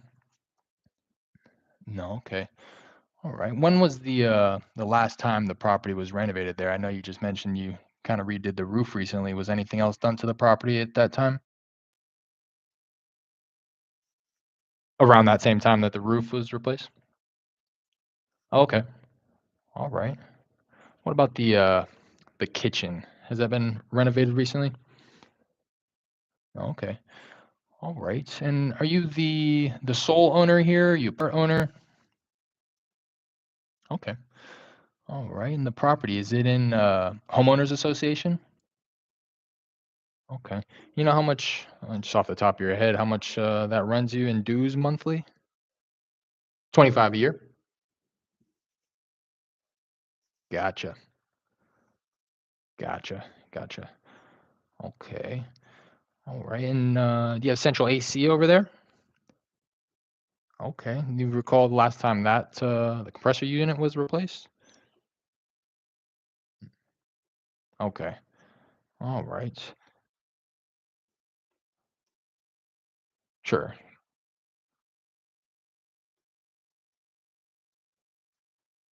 Okay. You said you've bought it in 2009? Okay. Very good. What has you kind of thinking about selling it after owning it for quite some time here? Oh, okay. I gotcha. All right. Are you and is it occupied or is it vacant at the time? Gotcha. Gotcha. And got some tenants in there?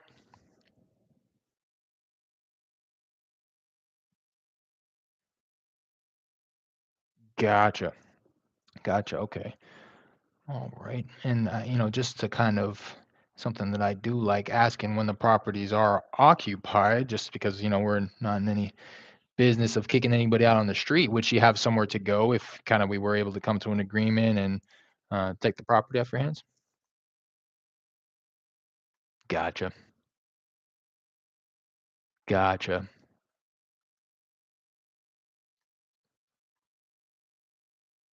Yeah.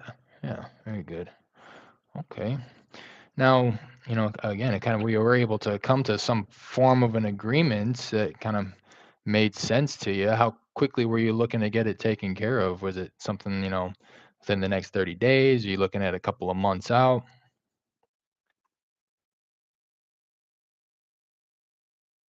Couple months, got it. Okay.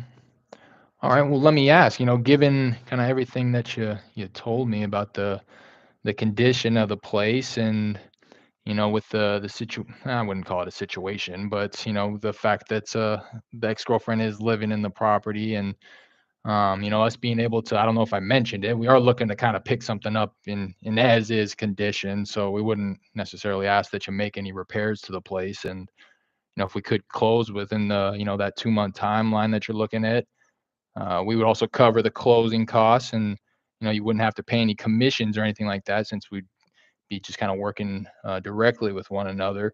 Where would you feel kind of most comfortable pricing the home at?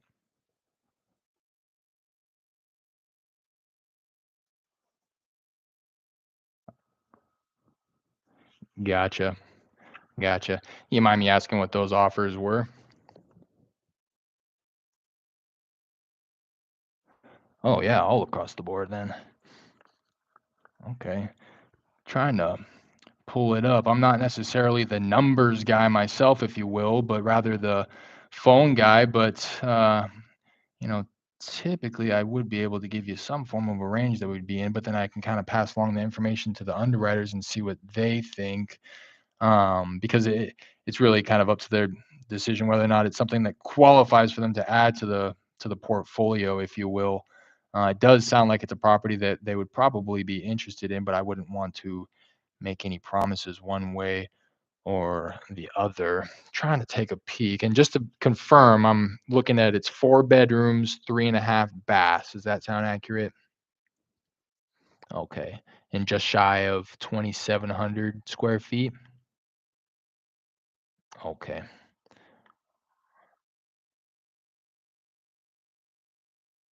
Oh, very nice. Okay. It's on the ground or is it in a tree?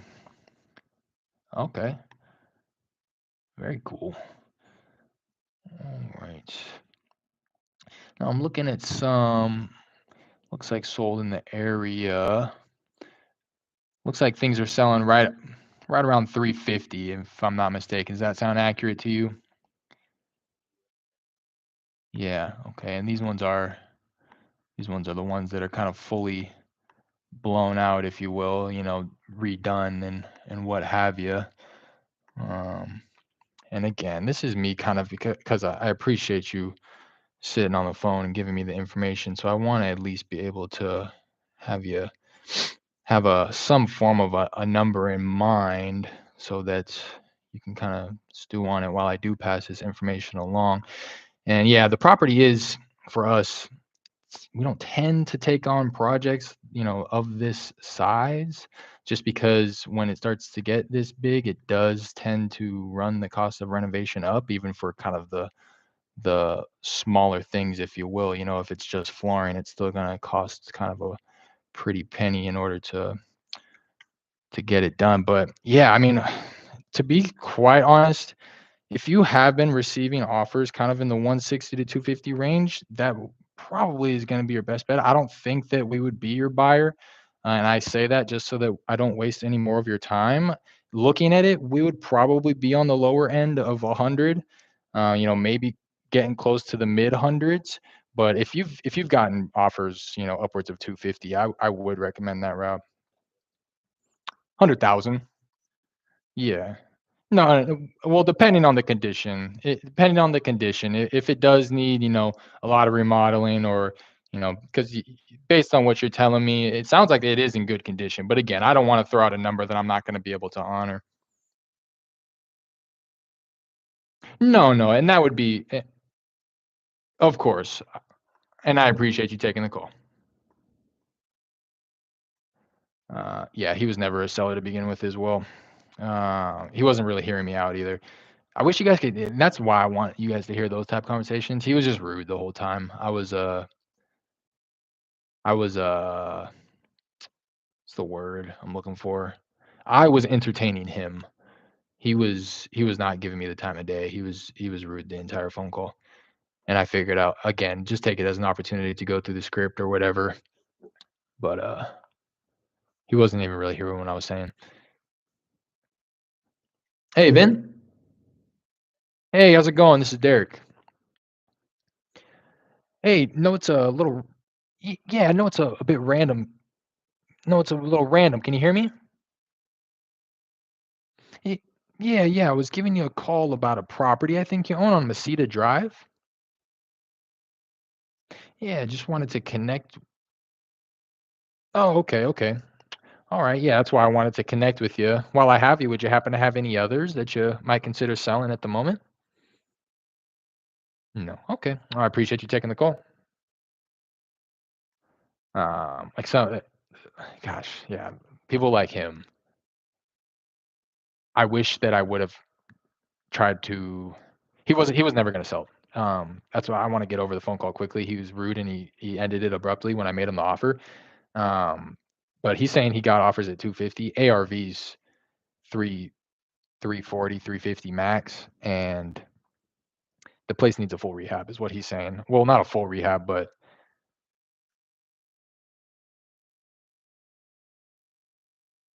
the only thing he's done is given a new roof and redid the bathroom, one bathroom of the three and a half bathrooms.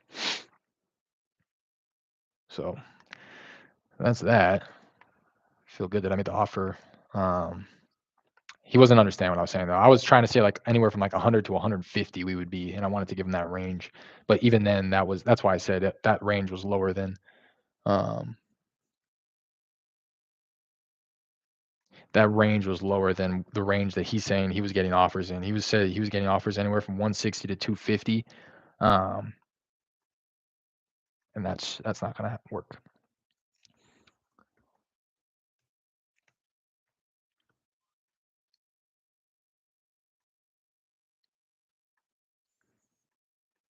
Uh-huh. Because I'd be looking at for a very nominal assignment fee.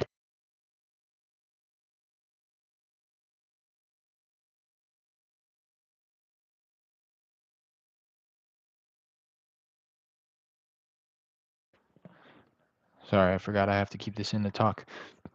For a very nominal assignment fee, I'd be looking at 250 minus repairs.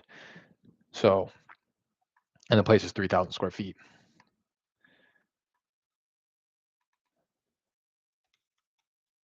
So even if you're looking at like a $30 per square foot, which is that's on the cheap end out here. 40 is pretty average.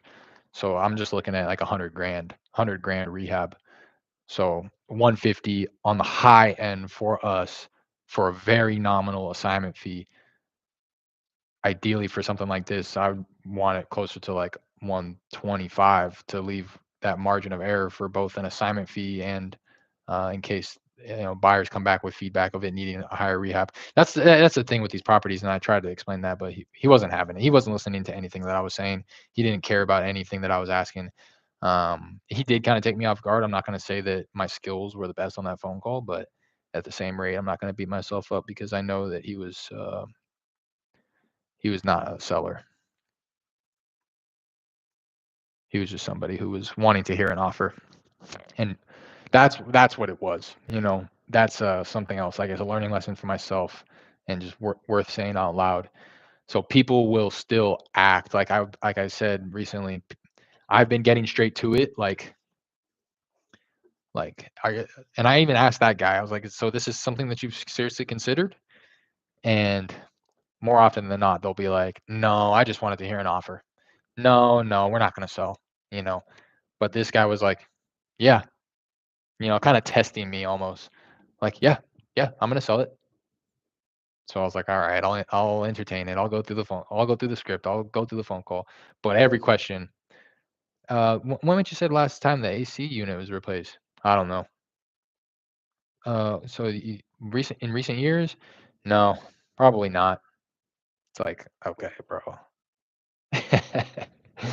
Uh, but again, see it as an opportunity to at least practice it and run through the script. And I'm glad because that was the first time that I've used this new script. It was probably evident, but first time I've gone through this script, it's a little well, I'm gonna bite my tongue. I was getting ready to say it's a little too transactional, a little bit too like interrogation. Like, what about the roof? What about this? What about this? But I the only reason I think that was the case on this phone call is because of his demeanor, because of his attitude.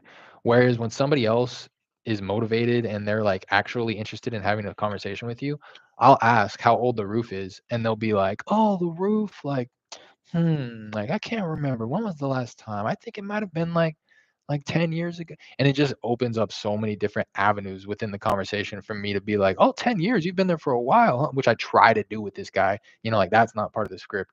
So it's like when people are actually motivated and they're answering your questions in a way that is inviting for you to like go off script, like I'd be more than willing to go off script. I want to go off script with these people. I want them to bring something up, you know, and give me that opportunity to connect with them about that what they just said. But this guy was just like yeah, yeah, no, eh, I can't remember. It's like, all right. It doesn't leave me any room to be like, "Hey, did you watch the Super Bowl?" Like the guy doesn't want to talk to me in the first place. So I'm not gonna try to like pick my points to become his best friend because he doesn't want to even be an acquaintance with me with the type of attitude that he brought to the conversation. So, anyways, want to kind of end on a good note. Granted, that wasn't the best conversation to end on. I guess I got another contact after that, but about 2 hours of dial. Oh no, about 2.5 hours. Probably took like a 10-15 minute break in there to figure out the mic situation. So a little over 2 hours. Got 20, 30, put 30 contacts up. Got like two, three semi decent leads there. I'm actually probably gonna put that guy in the follow up. I think maybe at one point he'll become a little bit. Nah, maybe not. I don't know. Probably not. I'm not ever trying to like work with somebody who doesn't want to work with me, to be quite honest.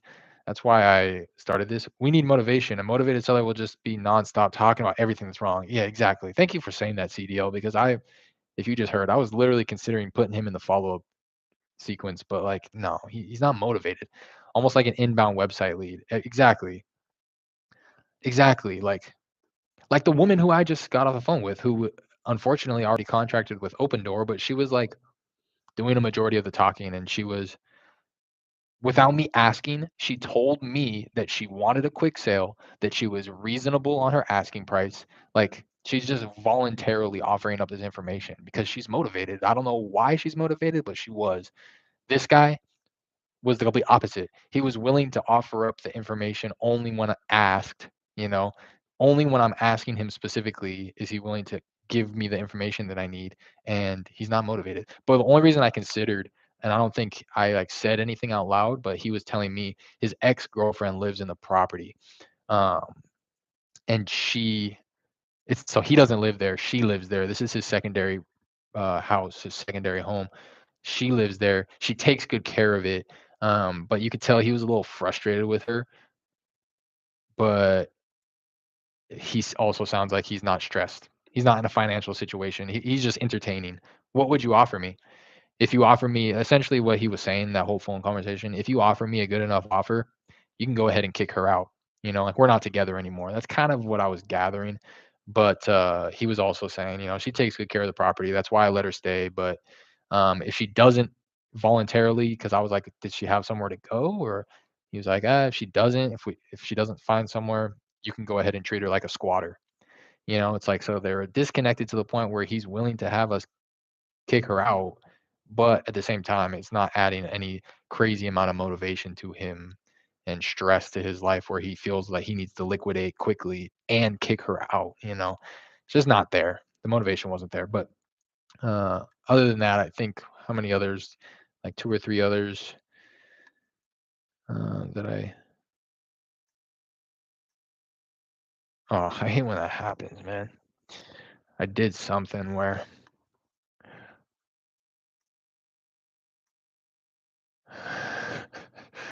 or maybe they just, I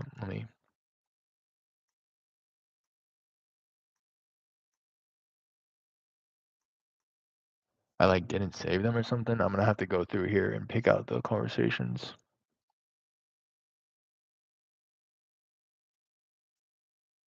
Because I had like 2 or 3 other conversations that, we'll follow up with, but nothing too crazy today, but that's the name of the game, consistency. Hit a couple hours on the dialer. Jared had run it up some before I got on this morning as well, so we've, already made a fair amount of dials, just shy of about 1,400 dials on the day. How many contacts total is that? Not sure if Jared had any leads this morning before I hopped on, but, that is 57 contacts on the day. See if we can push that up closer to 100. But I'm gonna go ahead transfer this data over to the CRM right now. Appreciate you guys hopping on. I may come on for a little bit and make some calls after I kind of take a little lunch break here and take my dog out. But if not, I will likely see you guys no, not tomorrow. Tomorrow's Valentine's Day. Spending that with the old lady here. So happy Valentine's Day to you and yours as well, if you are celebrating. And if not, drink a bottle of wine and eat a couple bars of chocolate in my honor. But appreciate you guys hopping on here. Do me a favor, hit that like, subscribe, notification bell before you leave. Till the next one. It's not gonna be Wednesday either. I'm gonna be golfing on Wednesday, Thursday probably. Probably see you guys on Thursday. Keep running it up. Check out the links in the description. I'd love to have you in the Discord group so that we can stay connected when I'm offline. Got my Instagram handle down there as well. Love to connect with you guys there. See you, bro. Later, CDL. See you on the next one. Peace.